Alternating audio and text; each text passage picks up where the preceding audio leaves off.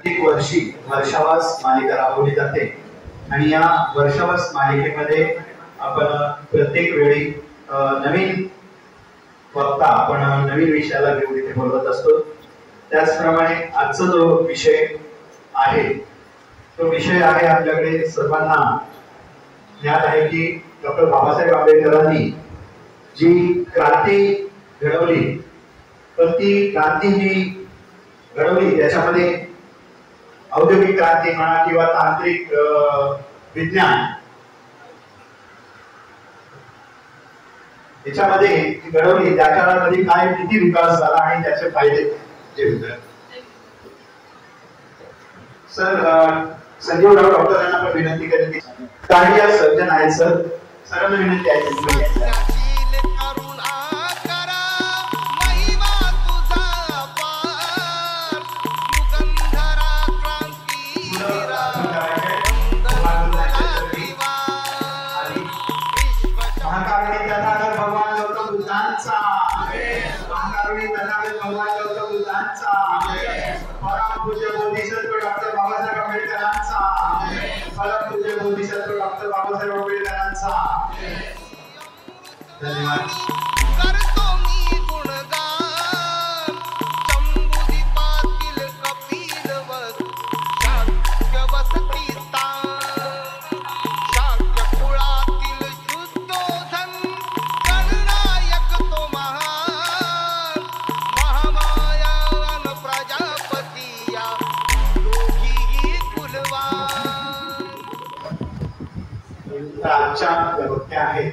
Doctor Sonali Kulkarni madam यांचा थोडासा परिचय मी आपणास करून देणार आहे। त्यांचा विषय आजचा आहे डॉक्टर बाबासाहेबांना अपेक्षित असलेल्या सामाजिक क्रांतीमध्ये तंत्रज्ञान क्षेत्रात झालेल्या क्रांतीचा प्रभाव व योगदान, असा सुंदर असा विषय आहे आणि या विषयाला आज ते आपल्याकडे मांडणार आहेत त्यांच्या शब्दामध्ये। तर त्याच्याबद्दल थोडीशी मी इथे माहिती आज करून देणार आहे। मराठी माध्यमात तेही सरकारी शाळेत शिकणाऱ्या डॉक्टर सोनाली कुलकर्णी मॅडम यांनी बॉम्बे IIT मधून डायरेक्ट डॉक्टरेट पूर्ण केली। वडिलांचे शिक्षण मॅट्रिक पर्यंत आणि आईचे जेमतेम शिकलेली। वडील खासगी कंपनीतून निवृत्त तर आई गृहिणी। सतत कष्टाची तयारी व प्रतिकूल परिस्थितीमध्ये टिकून राहणाऱ्या गुणांमुळेच सोनाली ताईंनी फिजिक्स मध्ये MSc तर केमिकल इंजिनिअरिंग मध्ये IIT मधून PhD केली आहे। कौटुंबिक परिस्थितीमुळे कधी लोकल न्यूज चॅनल मध्ये काम, लोकांच्या सकाळ संध्याकाळचे डबे बनवून केली। लहान मुलांच्या कापड दुकानात काम करून सोनाली ताईंनी आपले MSc चे शिक्षण पूर्ण केलेले आहे। IIT एंट्रन्स तयारी पासून ते PhD इंटरव्ह्यू पर्यंत सारी तयारी अभ्यास सोनाली ताईंनीच केलेला आहे।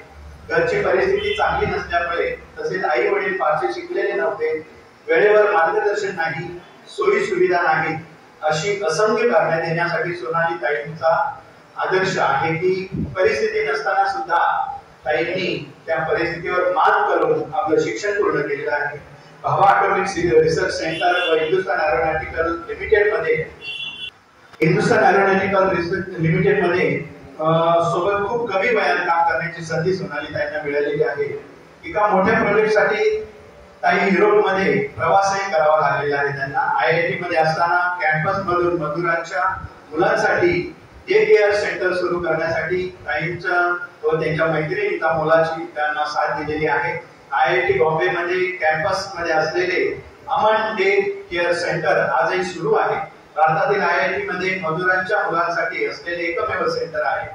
आजही सोनाली ताई गरीब आणि गरजू वैद्यकीय मदतीसाठी पुढाकार घेत असतात। त्यांची सामाजिक बांधिलकी मोठ्या आंतरराष्ट्रीय कंपनीत सायंटिस्ट म्हणून काम करताना कमी झालेली नाही। आजही ही ग्रेट भेट आपल्या सर्वांना तिच्या प्रेरणादायी प्रवास सांगणारी ठरेल, असा हा त्यांचा छोटासा परिचय, पण खूप महान असा परिचय त्यांचा आहे। तर आज आपल्याला ते इथे आजचा जो विषय आहे त्यांचा ते आज आपल्याला इथे सांगणार आहेत। तर मी इथे बरोबर आलेले डॉक्टर संजीव राव यांचं सुद्धा मनापासून मी धन्यवाद करतो। सर, आपण हे वेळ दिला आपले सुद्धा धन्यवाद। आणि मी अध्यक्षांना मी विनंती करेन की त्यांनी सोनाली ताईंना आपलं संभाषण सुरू करण्यासाठी परवानगी द्यावी.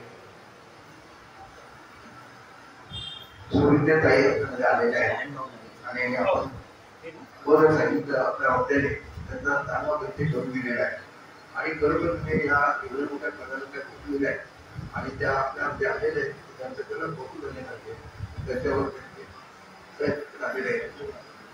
तर हे जे आपल्याला लाभलेले आहेत ते त्यांच्याकडून ते आपण ऐकणार आहोत हे शांततेने ऐकायला तुम्ही येते. दुसरं गोष्ट म्हणजे की मी थोडंसं स्वतःबद्दल सांगेन, कारण की म्हणजे हा तसा दुर्मिळ योगायोग असतो त्याचा की सोनाली कुलकर्णी.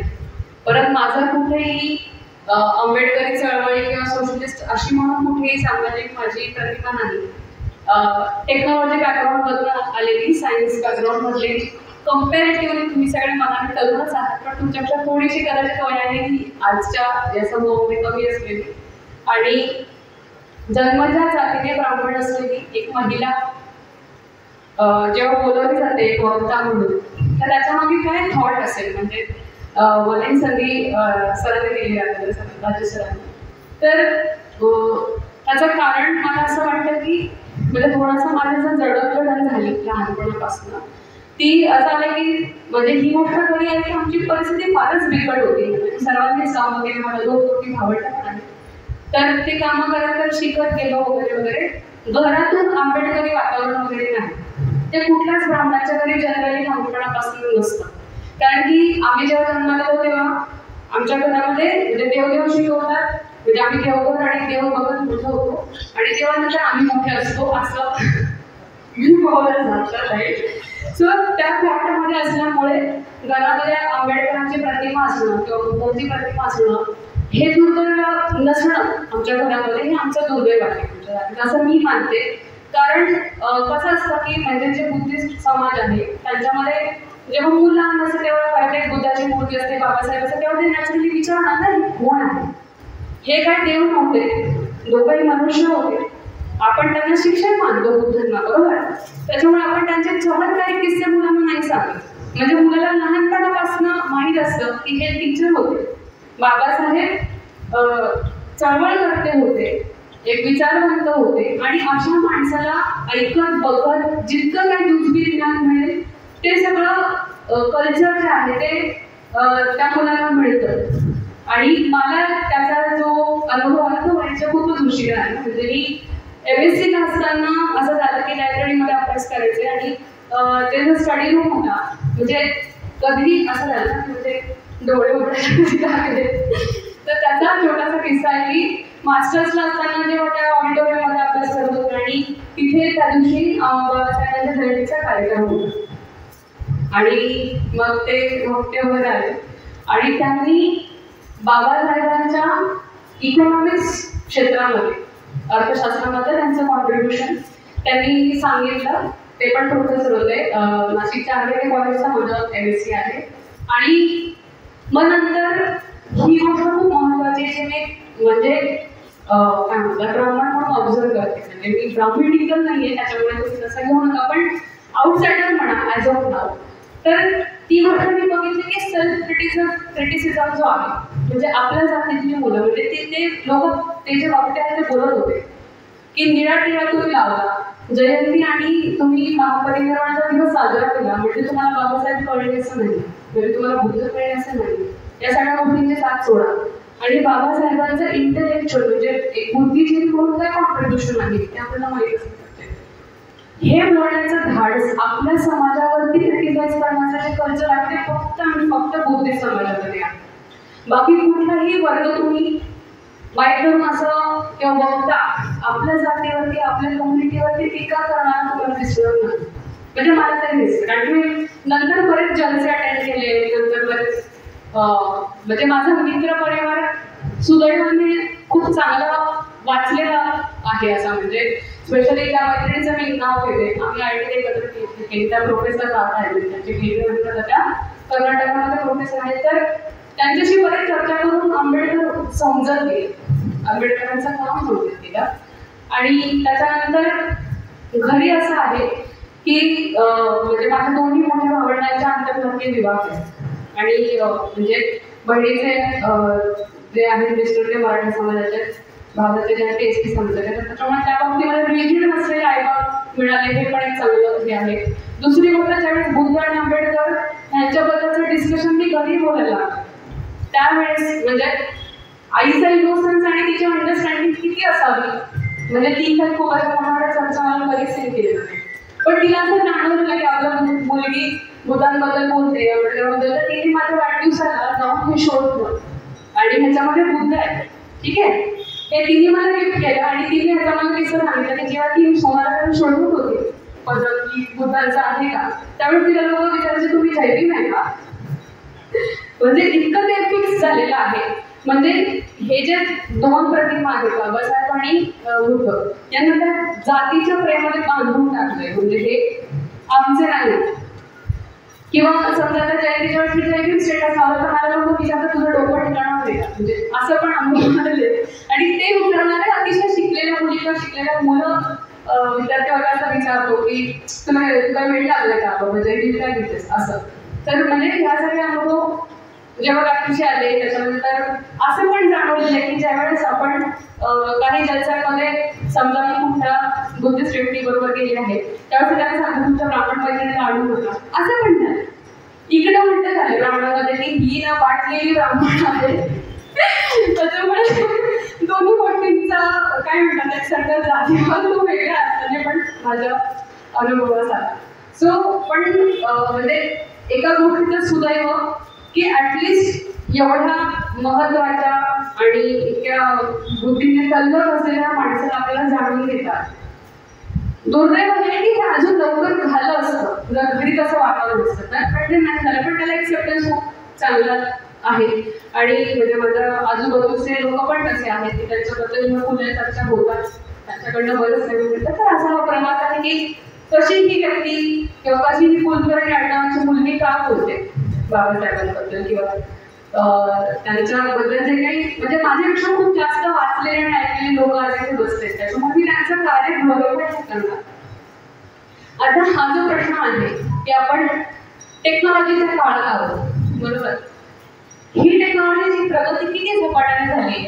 म्हणजे आता तुमच्या सगळ्या लोकांना स्टार नावाचा प्रकार टेलिग्राम सगळ्यांना माहिती असेल की मोजके शब्द प्रत्येक अक्षराला पैसे द्यावे लागायचे, त्याच्यामुळे एकदम शॉर्टकटमध्ये तो मेसेज आपण लिहून तार करायचं की समबडी एक्सपायर्ड आणि कम फास्ट वगैरे अशा 2 ओळीचे तार द्यायचे.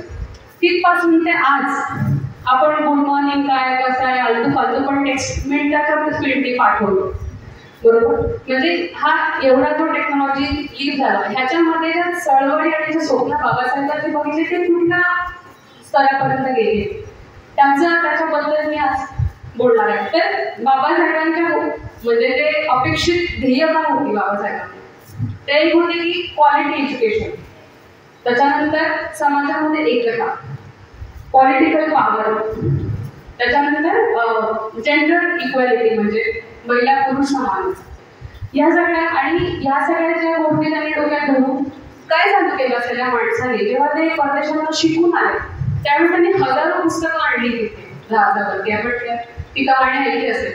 ही पुस्तकं पाहून ही माणूस का घेऊन आला, त्यांनी काय केलं की ज्या ज्या गोष्टी त्यांनी बदल घडवून घ्यायचे होते त्याच्यामध्ये ते एक्सपर्ट झाले. आर्थिक सबळता घडवायची हा म्हणून इकॉनॉमिक्स मध्ये पीएचडी करतो.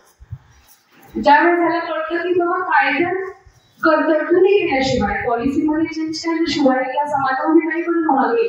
मी आज किती पण मला काढून सांगितलं जर बाबासाहेब बाबाजी असण्यासाठी ओढून सांगितलं असेल की बाबा जाणीवर नका करू जन्म संपला असता पण लोकांच्या डोक्यात बसले. त्यांनी काय केलं तिला कुठे ठोकला, कायद्याच्या सिस्टीममध्ये ठोकला. तुम्ही इथे किती पण जातीवाद पाडा पण तुम्ही कायद्याचे तो पडू नाही शकत, बरोबर. म्हणजे त्यांनी तिथे करेक्शन केलं. त्याच्यासाठी माणूस कायदा तज्ञ बनतो, कायदा मंत्री बनतो, त्याच्यानंतर महिलांच्या हक्कांबद्दल अभ्यास करून हा हिंदू कोड मी काढतो. पूर्ण डीप मध्ये जातो प्रत्येक विषयामध्ये, सगळे एक्सपेरिमेंट केले. शेवटची जी गोष्ट त्यांनी केली ते धर्मांतर केलं. धर्मांतर करायचं म्हणजे कुठल्या धर्माकडे आपल्या समाजाने बघावं म्हणून आपण सगळे धर्म अभ्यास करू. म्हणजे ते इतके ज्या ज्या गोष्टी त्यांना वाटल्या त्याच्यात ते खूप डीप मध्ये गेले. हे सगळं का केलं कारण की त्याच्यामध्ये एक्सपर्टीज डेव्हलप केल्याशिवाय ते त्यांचे विचार करण्याची चळवळ पुढे नेऊ शकले नसते.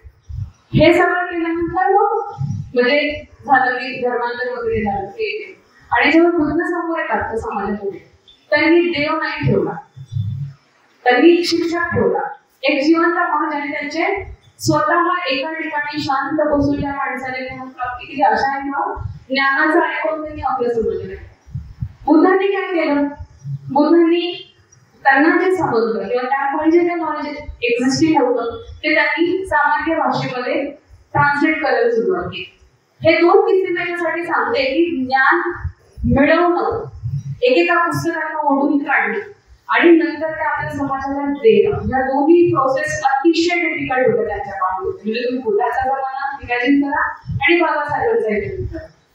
आता आपण आपल्या पाकिटामध्ये ज्ञानाचे खजाने घेऊन बसतो, प्रत्येकाकडे मोबाईल आहे, आणि आजचे काळचे बाबासाहेब असते तर त्यांना ते इतकं भारी वाटलं असतं की हजारो ई बुक्स आपण कॅरी करू शकतो, कुठलाही विषय कुठलीही व्यक्ती एक्सेस करू शकते.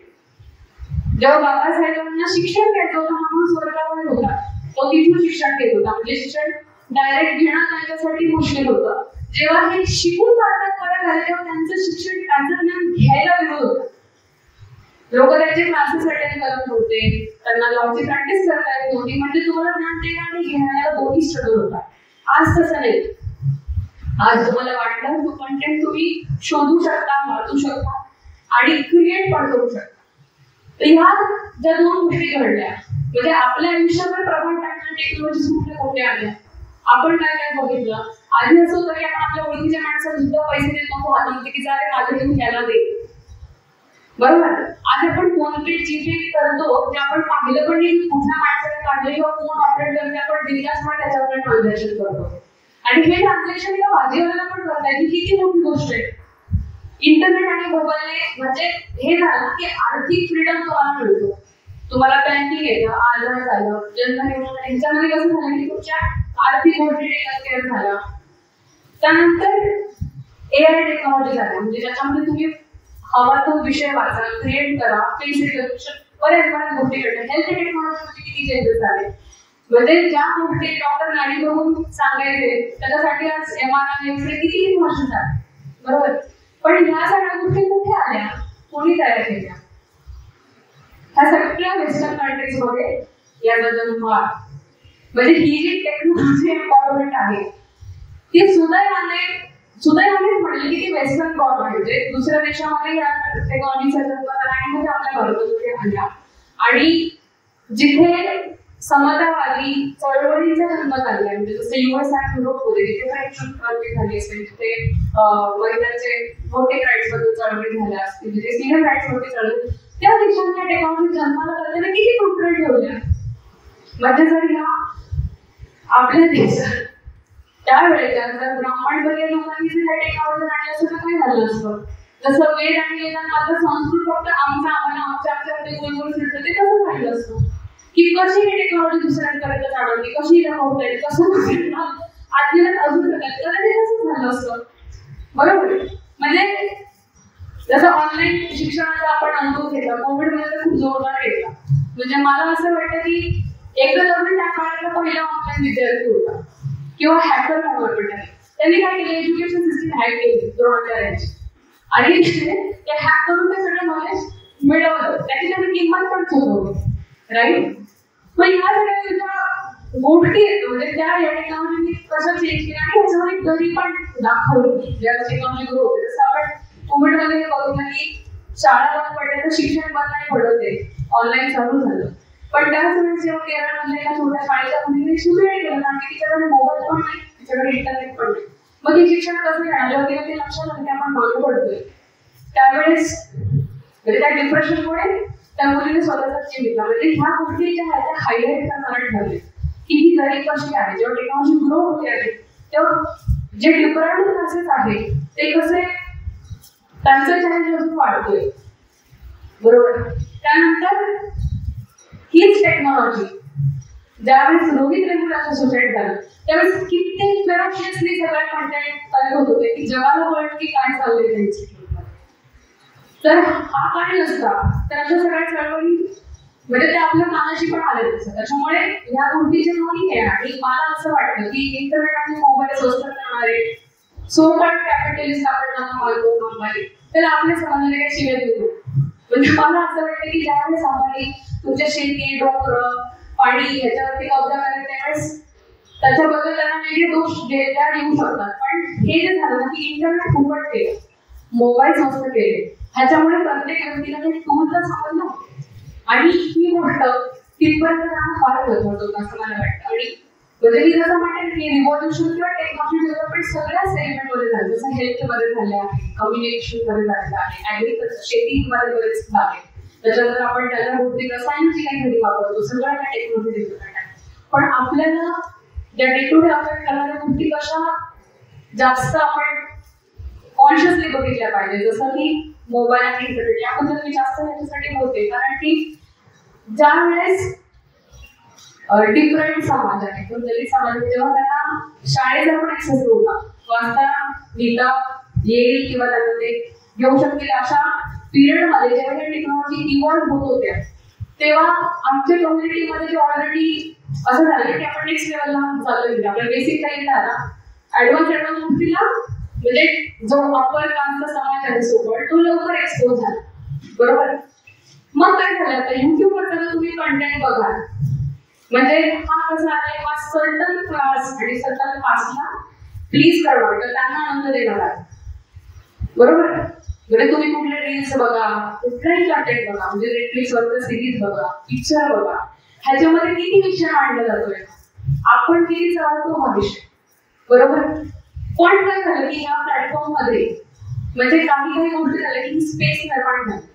आता ह्याच प्लॅटफॉर्म वरती जिथे खूप हाय फाय किंवा फॉरेन कल्चर दाखवणारे जेव्हा वेब सिरीज चालतात तेव्हा तिथे अशा पण की ह्याच प्लॅटफॉर्म वरती जैविक पिक्चर येतो, ह्याच प्लॅटफॉर्म वरती जयंती पिक्चर येतो, ह्याच प्लॅटफॉर्म वरती तुम्हाला माहित असेल तर सांगते की मेड इन हेवन नावाची एक वेब सिरीज होती आणि तिथे वेगवेगळ्या लग्नाच्या कहाण्या आणि याच्यात खूप छान श्रीमंत स्टोरी आहे. त्याच्यामध्ये सीझन 2 मध्ये 5व्या एपिसोड मध्ये राधिका आपटेचा एक एपिसोड आहे जिथे एक बुद्धिस्ट मुलगी ती अतिशय शिकते फॉरेनला वगैरे जाते आणि एका परदेशी मुलाशी तिचा विवाहाचं जेव्हा त्यांनी ठरवलेलं असतं त्यावेळेस ती स्ट्रगल करते की मला बुद्धिस्ट प्रमाणे माझं लग्न लावायचंय. आणि म्हणजे 2023 आय गेस 2022 त्यांचा हा एपिसोड आहे. एवढ्या वर्ष उलटल्यानंतर एका वेब सिरीज मध्ये एका एपिसोड मध्ये बुद्धिस्ट लग्न विथ बाबासाहेबांनी बुद्धाची मूर्ती दाखवून म्हणजे त्यांनी जो पहिल्यांदा पाडणारी प्रकाश आंबेडकर पण त्याच्यावरती ट्विट केलं की म्हणजे एवढे वर्ष उलटून गेले म्हणजे एवढं सगळं हे आहे ना मेन स्ट्रीम होणं म्हणजे काय म्हणतात ना त्याला रेग्युलर प्लॅटफॉर्म्सवरती किंवा रेग्युलर श्रोत्यावरती सगळं बघणं ही घटना खूप महत्वाची ठरते. मग आज जर समजा बाबासाहेब असते तर त्यांनी म्हणजे काय विचार केला असता या टेक्नॉलॉजीकडे म्हणजे पहिले तर एकदा त्यांनी म्हणजे जे जे काही महत्वाचं त्यांनी वाचले लिहिले वगैरे सटाफट आपल्या समाजापर्यंत पोहोचवलं असं सर्वांपर्यंत पोहोचवलं. पण त्यांचे हे जे गुण आहेत ज्याच्याबद्दल आपण थिअरीमध्ये बोलतो आणि वाचतो म्हणजे ही जी गाडी ट्रेन जी आहे सगळ्या चळवळीची किंवा त्या हक्काची त्या एम्पॉवरमेंटची ती ट्रेनमध्ये त्यांनी आपल्याला बसवली. पण आपण काय झालं की जेव्हापासून हे ऑनलाईन आणि टेक्नॉलॉजीचं रिव्होल्युशन आलेलं आहे तेव्हापासून आपण काय झालं सगळे एका वेगळ्या जादूच्या जगामध्ये आहोत. म्हणजे त्यांची जी स्वप्न ती आपली स्वप्न नाहीच आहे आता असं वाटायला लागलंय की कारण की म्हणजे जी पांचसूत्री होती ना त्याच्या आजूबाजूला आपली टेक्नॉलॉजी एक्सपोजर आहे का आपण ते बघतोय का. कारण की काही काही गोष्टी असतात जसं माझं रिसर्च फील्ड स्किनमध्ये आहे आणि डार्क स्किनचे जे लोक आहेत आफ्रिकेचे त्यांच्याशी रिलेटेड काम आहे त्यावेळेस एक महत्वाचा एक्सपिरियन्स मला आला की जे AI टेक्नॉलॉजी असतं जेव्हा त्याच्यामध्ये जसं सिक्युरिटी तुमच्या डोअरला असते कॅमेरामध्ये माणूस दिसतो आणि मग त्याला एंट्री मिळते अशा टाईपचे जे आहेत किंवा साधं कॉमन टॉयलेटमध्ये आपण बटन लावले हातावरती साबण पडतो असं मशीन तुम्ही पाहिलं असेल मध्ये तिथे जर त्या व्यक्तीची स्किन डार्क असेल तर ते ऑपरेटच होतो. म्हणजे ज्या बेसिसवरती ज्या लोकांचा डेटा घेऊन या टेक्नॉलॉजीज बनतात तो वर्क पांढऱ्या पेशा पांढऱ्या चामडीचा आणि त्याच्या माहितीचा डेटा म्हणजे इमेजेस देऊन मग ते टेक्नॉलॉजी करते. किंवा आता समजा तुम्ही साधे म्हणून असेल तर कुठे सर्च केलं की इव्हन ते क्लोथ्स किंवा असं काही सर्च केलं की अशा फॉरेनच्या मुलींचे फोटो येतात. म्हणजे एवढा बायसचा ऑनलाईन कंटेंट आहे की तिथे आता नको वगैरे दिसायला लागलं. जसं ते फेअर अँड लव्हलीची तुम्ही बघितलं असेल की फेअर हा शब्द त्यांना काढावं लागलं, राईट? कारण की फेअर हा डिस्क्रिमिनेटरी आहे. हा या गोष्टी आवाज फुटणं याचं कारण काय आहे? कारण की ह्याच्याबद्दल लोक अवेअर होतात, बरोबर? तर हे होत असताना ज्यावेळी म्हणजे काळा हात आला समोर किंवा सेल्फ ब्रँडिंग कार्ड असतं त्याच्यामध्ये जर ती डार्क स्किन असेल तर ती फार ऑपरेट होत नाही. या गोष्टी किंवा त्याच्यामध्ये गुगलने नोटीस केली होती म्हणजे आफ्रिकन लोकांनी सपोज मुलीला जर सर्च तर आफ्रिकन लोकांचे फोटो समोर यायचे. अशा पद्धतीचा हा जो बायस असतो त्याला अल्गोरिदम म्हणतो की ज्याच्या डेटावरती सगळं बनवलं जाते जे टेक्नॉलॉजी आहे. हा बायस हा तुमच्या भाव्य टेक्नॉलॉजीमध्ये येतो. आता हळूहळू त्याच्याबद्दल अवेअरनेस यायला लागतो. जसं म्हणजे ऍडव्हर्टाइजमेंटचा पार्टी असताना बाईक दाखवली, वॉशिंग मशीन कपडे लावताना बाईक दाखवली. अशा टाईपच्या गोष्टींबद्दल आता हळूहळू अवेअरनेस वाढायला लागतो आणि आता लोकांना ते खटकतं. आणि कशामुळे खटकतं आणि ते बघायला लागतं. आणि बघायला मिळालं जेव्हा हे चालू होतं त्यावेळेस त्या गोष्टी चॅलेंज बदलतात. मग त्या गोष्टी रिट्रॅक्ट पण केल्या जातात. तर सांगायचा मुद्दा असा आहे की म्हणजे हा जो नॉलेज सोर्स आहे समजा जर आजच्या काळामध्ये म्हणजे त्यांचं एक्सपेक्टेशन काय असते किंवा आपण टेक्नॉलॉजीचं जर इव्हॅल्युएशन केलं तर हे होते ना की कॉपीराईट कल्चर होतं. म्हणजे काय की कुठली गोष्ट कॉपीराईट कुठली पण गोष्ट कॉपीराईट म्हणजे ती वापरायचा ती गोष्ट यूज करायचा त्याच व्यक्तीला अधिकार ज्याने ते बरोबर. जसं एखादं गाणं आहे त्याचा कॉपीराईट असतो राईट म्हणजे कोणी पण पुढे नाही वापरू शकतो. याच्या अगेन्स्ट ह्याच ऑनलाईन मेथडने ह्याच इंटरनेटने लोकांनी चळवळ होती त्याला पॉप्युलर मुवमेंट म्हणतात. म्हणजे काय की तुम्ही जो कंटेंट अवघड आणि अतिशय कॉस्टली बनवा तो आम्ही स्वतः उघड आणि लोकांना समजेल अशा भाषेमध्ये आम्ही करू. मग ह्याच्यामध्ये अतिशय महागडे जर्नल पेपर्स असतील किंवा ह्याच्यामध्ये असं काही बँड काही अशा गोष्टी असतील की ज्या बाबा लोकांवरती पोहोचू दिल्या जात नाही. त्या किंवा काही सॉफ्टवेअर्स असतील कोडिंग सॉफ्टवेअर्स असतील किंवा जे अतिशय एक्सपेन्सिव्ह आहेत आणि सामान्य माणूस कधी त्यांच्यामध्ये खरेदी करू शकतात त्याचे व्हर्जन्स लोकल व्हर्जन्स म्हणून लोकांनी अपलोड करायला सुरुवात केली की तुम्हाला अमुक सॉफ्टवेअर शिकायचं का हे नका ते वापरू. जसं आपण मायक्रोसॉफ्ट ऑफिस सगळेजण वापरत असेल वर्ड एक्सेल वगैरे राईट लॅपटॉपवरती हे पेड सॉफ्टवेअर आहे राईट. मग ते जर कोणाला आपल्या लॅपटॉपमध्ये किंवा कॉम्प्युटरमध्ये नाही वापरलं तर लिब्रे ऑफिस म्हणजे लिनक्स बेस्ड नवीन लोकांची सिस्टीम तयार केली ती तशीच काम करते जसं वर्ड एक्सेल काम करतं आणि ती अशा पद्धतीने सामान्य लोकांपर्यंत पोहोचू लागते. हा जो कंटेंट किंवा जो कुठल्या पद्धतीने जाहीर प्लॅटफॉर्मवरती अवेलेबल असतो ह्याचे 2 भाग असतात. एक आहे कंटेंट क्रिएटर जो बनवतो जो टेक्नॉलॉजी बनवतो जो कंटेंट बनवतो आणि दुसरा कंझ्युमर म्हणजे आपल्यासारखे लोक आपण ते घेतो कंझ्युम करतो. तर ते कंझ्युम करता म्हणजे असं काय झालेलं आहे की हे ज्या वर्गालाही समाजाला लोक आहेत ज्या कम्युनिटीलाही समाजाला लोक त्यांना हे लक्षात आलं की लोक हे सगळं फुकट वापरत आहेत सगळं लोकांपर्यंत पोहोचलंय. मग आपण ह्याचा वापर कसा करायचा त्याच्यामुळे ऑनलाईन कंटेंट इतक्या भयंकर पद्धतीने मॅनिप्युलेट केला जातो. त्यातून जर नाही म्हणजे जेव्हा राम मंदिर बनत आहे तिकडे अयोध्येमध्ये तर रामाच्या डोळ्यामध्ये किती शॉर्ट्स आहेत किती एका छोट्या मुलाला माहिती की दगडी मूर्ती कोणी बनवली ह्याच्या डोळ्यात कसे भावी किती गाडी. त्याच्यानंतर हे ऍस्ट्रोल बटन्स आहे ते पण ऑनलाईन बसून काय काय सांगतात म्हणजे आता जसं अंधश्रद्धेमध्ये तो समाज होता जेव्हा टेक्नॉलॉजी नव्हती. आता तो समाज परत तयार केला जातो कारण की हा कंटेंट कसा बनवला जातो. तुम्ही आता रिसेंटली ऐकलं असेल की पहिल्यांदा म्हणजे सरकारी आपलं काय स्वातंत्र्योत्तर काळामध्ये जसे युट्यूबर्स तयार झाले पहिल्यांदा ह्या सरकारने युट्यूब कंटेंट क्रिएटर जे आहेत त्यांना अवॉर्ड दिले. ती पूर्ण लिस्ट बघा आणि बघा की कुठल्या टाईपच्या कंटेंटला अवॉर्ड दिले. ते लोक हेल्थ फिटनेस किंवा कथा धर्म जोक्स ह्या कॅटेगरीमध्ये ज्यांचा कंटेंट बघतो त्यांना सगळे अवॉर्ड मिळाले. आणि हे कुठल्या कॅटेगरीमध्ये कुठल्या कम्युनिटीचे लोक आहेत ते पण तपासा. मग जगापुढे काय एक्झाम्पल गेलं की जर तुम्ही असा टाईपचा कंटेंट बनवला तर सरकार तुम्हाला शाबासकी देईल. पण जर तुम्ही काही चॅलेंजिंग कंटेंट बनवला तर मात्र काय होईल ते आपण सगळ्यांनी बघितलं ना सरळ अरेस्ट करतात सरळ जेलमध्ये. आणि जेलमध्ये टाकलेले सुद्धा युट्यूबर्स आहेत की ज्यांना त्यांच्या कमेंटमुळे किंवा ज्यांच्या क्रिटिसिझममुळे त्यांना सरळ सरळ जेल करतात. म्हणजे कसं आहे की आता हेच टूल ज्याच्यामधून कोणालाही ज्ञान होऊ शकतं. म्हणजे तुम्ही बघा की काय जस्ट तुम्ही शॉर्ट सर्च करत वगैरे तुम्हाला म्हणजे तुम्ही स्वतःच बघा ना की तुमच्या युट्यूब हिस्ट्रीमध्ये काय दिसतं. तुम्ही जोपर्यंत स्वतःच्या चॉईसने एखादी गोष्ट बघायला जाते तोपर्यंत तुम्हाला फुकटमध्ये स्क्रोल करताना दिला जाणारा कंटेंट का दिसतो. तो एकदा वेळा कामाला असतो, कोणाचे तरी डान्स व्हिडिओज असतात, किंवा मग धर्माबद्दल छान छान टिप्पणी असते की बाबा ऐसे हुआ था जन्म द्रौपदी का, ऐसे बना अशोक कामा वगैरे वगैरे. म्हणजे आणि ते इतक्या चांगल्या ग्राफिक्स वापरून बनवले जातात, इतके चांगले ग्राफिक्स असतात की तुमच्या मेमरीमध्ये बसतात. हळूहळू काय होईल की ज्यावेळेस हा सगळा कंटेंट बनवून जेव्हा तुमच्या समोर येत राहील त्यावेळेस जी हिस्ट्री आपल्याला ऐकून बोलून माहिती आहे ती नष्ट होईल ऑनलाईन. जोपर्यंत त्याच्याबद्दलचे स्पेशल प्रयत्न होत नाही तोपर्यंत. बरोबर. म्हणजे ह्या ज्या गोष्टी आहेत की त्या आपल्या निरीक्षणात सुटता कामा नये. म्हणजे मला सांगायचा मुद्दा आहे एखादी जाहिरात बघतो, एखादा कंटेंट बघतो, कारण की आपल्या हातात डे टू डे टेक्नॉलॉजी हीच आहे.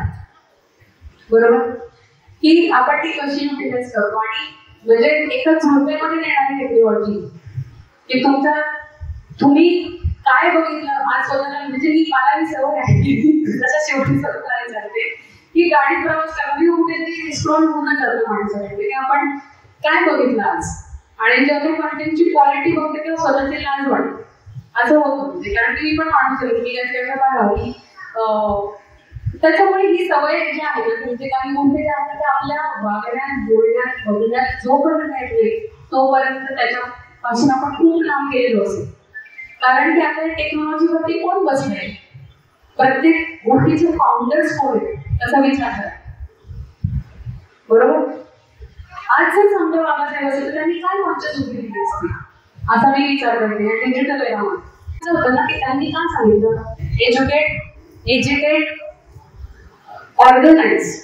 त्याच्यानंतर त्यांनी सांगितलं होतं की सेल्फ हेल्प आणि पॉलिटिकल पॉवर या 5 गोष्टी बाबासाहेबांना हव्या होत्या. ह्या सगळ्या गोष्टी कुठेतरी समाज पुढे जाऊ शकतो. धर्मादृष्टी कुठला समाज पुढे गेल्याचं न उदाहरण आहे न नसेल.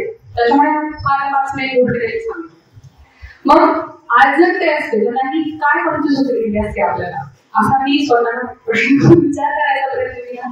तर मला असं वाटतं की त्यांनी डिजिटल लिटरसीवरती भर दिला असता. जी पण आणि आज जर माणूस असेल तर त्यांनी नक्की IT मध्ये त्यांनी इंजिनिअरिंग मध्ये मोकळ झाले असते, मास्टर डिग्री किंवा PhD मध्ये गेले असते टेक्नॉलॉजीमध्ये. कारण की ही चेंजिंग आहे.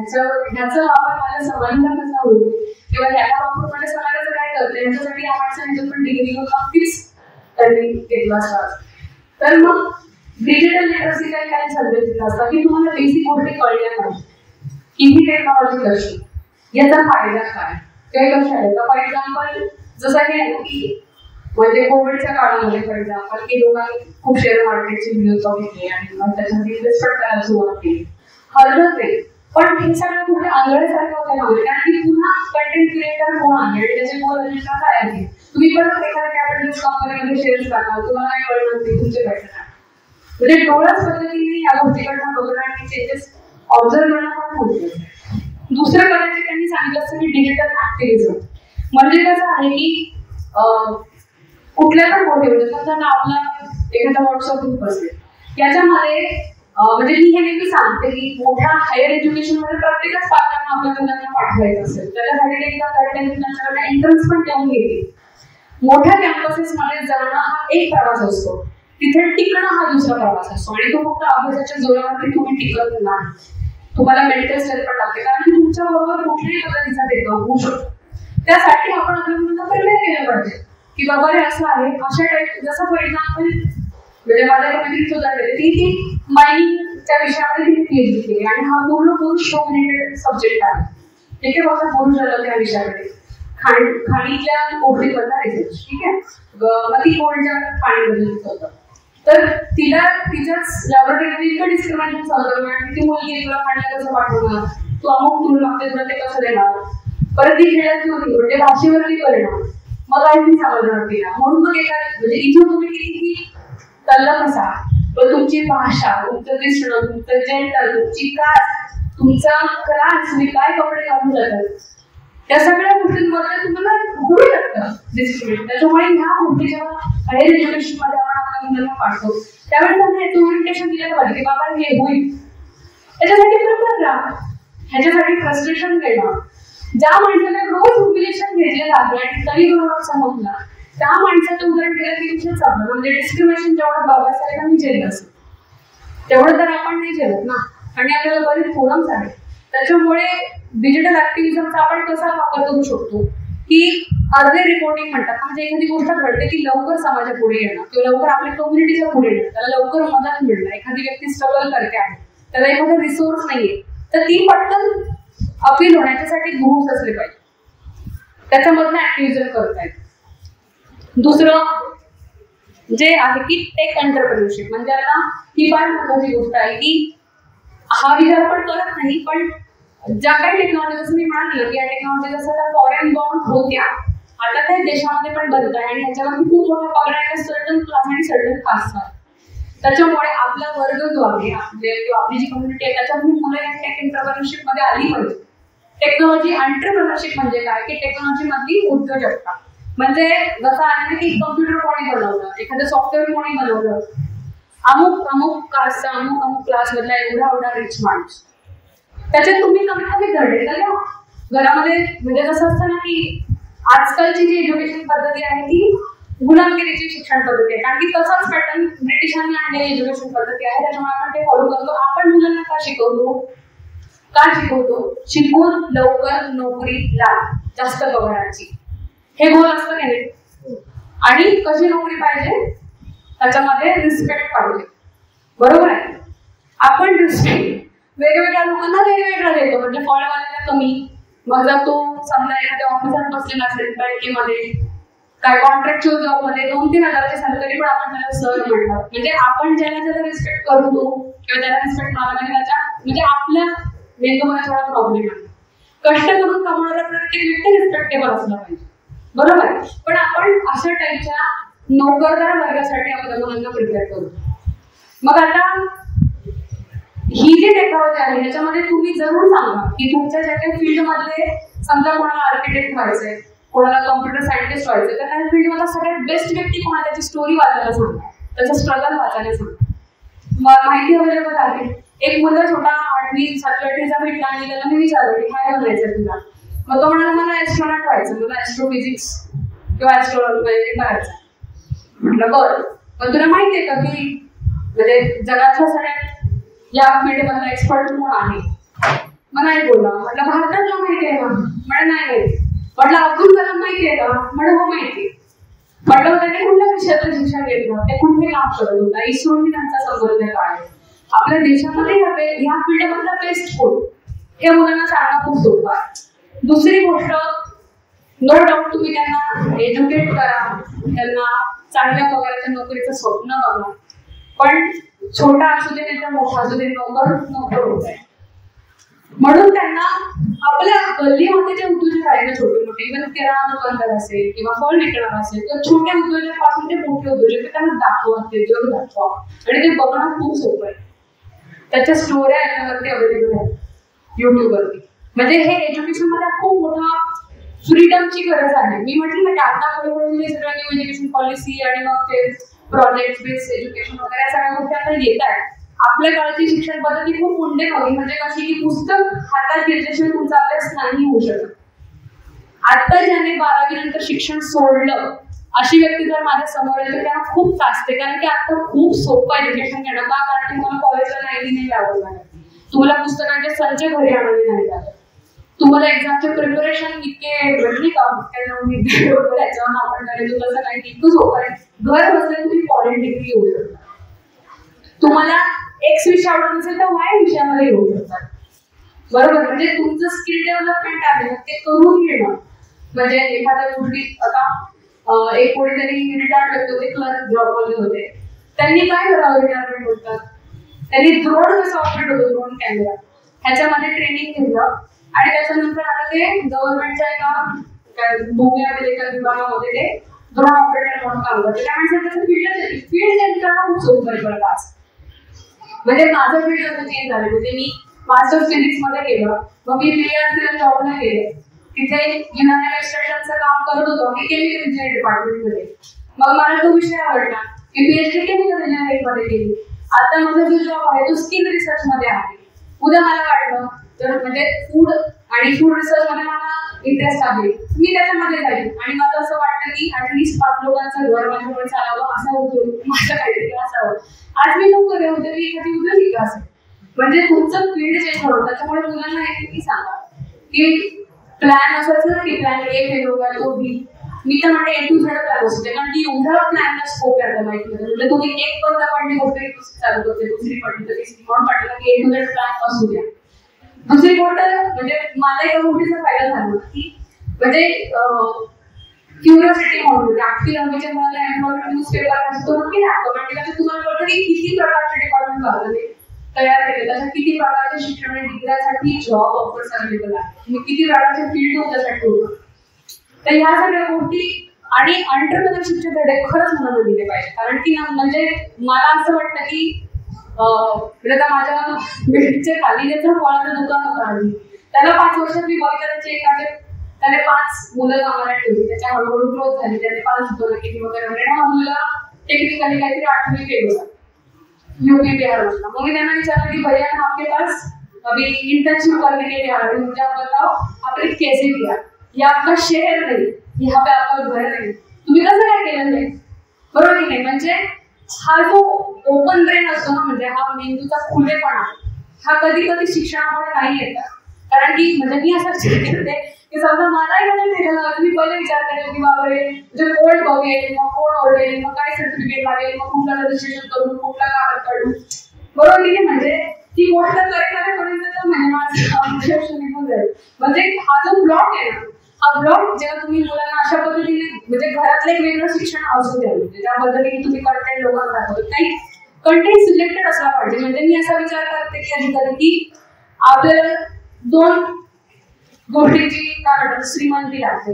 एक म्हणजे पैसा, दुसरा म्हणजे वेळ, बरोबर. आता वेळ कमी पडतो कारण पैसा कमवायचा, बरोबर, वेळ जायचा. मग याचा विचार खूप फुकट वेळ मिळाला आयुष्यामध्ये की आता काहीच करायचं नाही, कशासाठी धावपळ करायची, की एवढा वेळ जर मला नाही तर मी त्याचं काय करेल, त्याचा प्लॅन आहे का आपल्याकडे, मी काय बघेल, मी कुठल्या ठिकाणा जाऊन बघेल, किंवा मी काय गोष्टींमध्ये भाग घेईन, हे तरी कुठेतरी ठरवलं. फुकट खूप वेळ आयुष्यामध्ये काही वर्ष काही महिने तर मी काय करेल त्याची एक छोटीशी लिस्ट असली पाहिजे असं मला वाटतं. म्हणजे त्याच्यामुळे खूप फरक पडतो तुम्ही कसं तुमच्या आयुष्याकडे बघता. तर ही जी गोष्ट आहे एंटरप्रेन्योरशिप, म्हणजे डिजिटल एंटरप्रेन्योरशिप नक्कीच म्हणजे आपल्या मुलाला सांगायचं की बाबा कोडिंग म्हणजे माहिती कसं आहे, मग कोडिंगचे छोटे छोटे व्हिडिओज आले, कोडिंग कसं करत होते, एखादी टेक्नॉलॉजी जन्माला कशी येते.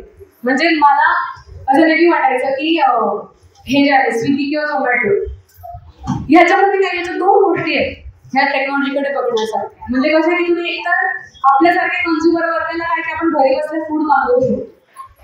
दुसरी गोष्ट काय झाली की जो व्यक्ती ह्या टेक्नॉलॉजीमध्ये काम करतोय, जो फूड डिलिव्हरी पर्सन आहे, त्या पर्सनच्या नोकरीला गिग जॉब म्हणतात. म्हणजे आज काम करा, आता पैसे मिळतील, पण पुढची काही सिक्युरिटी नाही, पुढची काही तुमचं PSI काय असेल ते त्याच्याशी आमचं काही केलं नाही.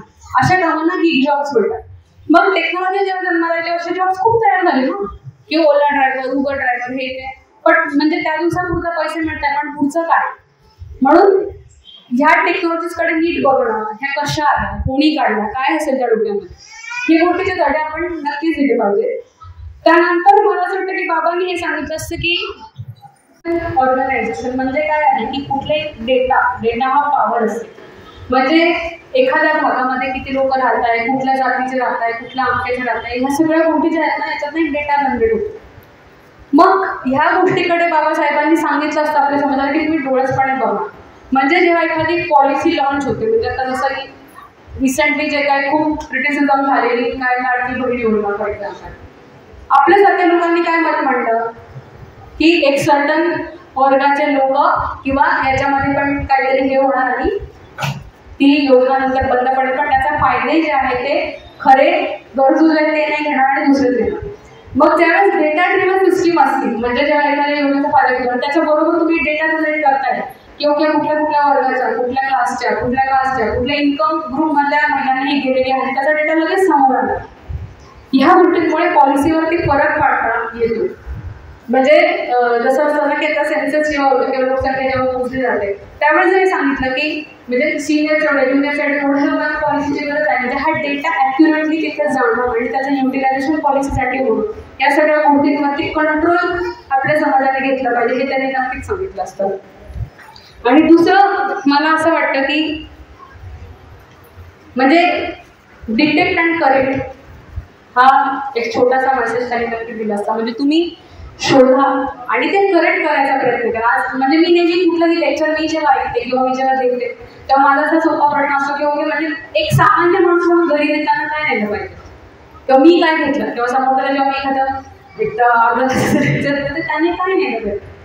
तर मी हे बघेल की म्हणजे माझ्यासाठी बघते की आपल्या टेक्नॉलॉजीमध्ये नेहमीच नक्कीच वॉच स्वतःला करा की आपण काय टेक्नॉलॉजीला किंवा कुठल्या कंटेंटला एक्सपोज आहोत.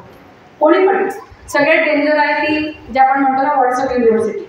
म्हणजे व्हॉट्सअप सगळ्यांच्या हातात आहे, ते संवादासाठी आहे, मनोरंजनासाठी आहे, पण त्याच्यावरची माहिती जी आहे म्हणजे आता जस्ट मी उदाहरण त्याच्याकडून आहे की जे आमच्या कम्युनिटीचे ग्रुप्स असतात काही सगळेच नाही तर त्याच्यामध्ये असं पण येतं की बाबा कावळ्याला पिंडदान का केलं पाहिजे, का भाव घातलं पाहिजे, मग त्याच्या मागचं सायन्स काय, अशा टाईपची माहिती जेव्हा व्हॉट्सअपला देतो तुम्ही पुढे जाणार की मागे जाणार त्या असते मागे जाणार ना.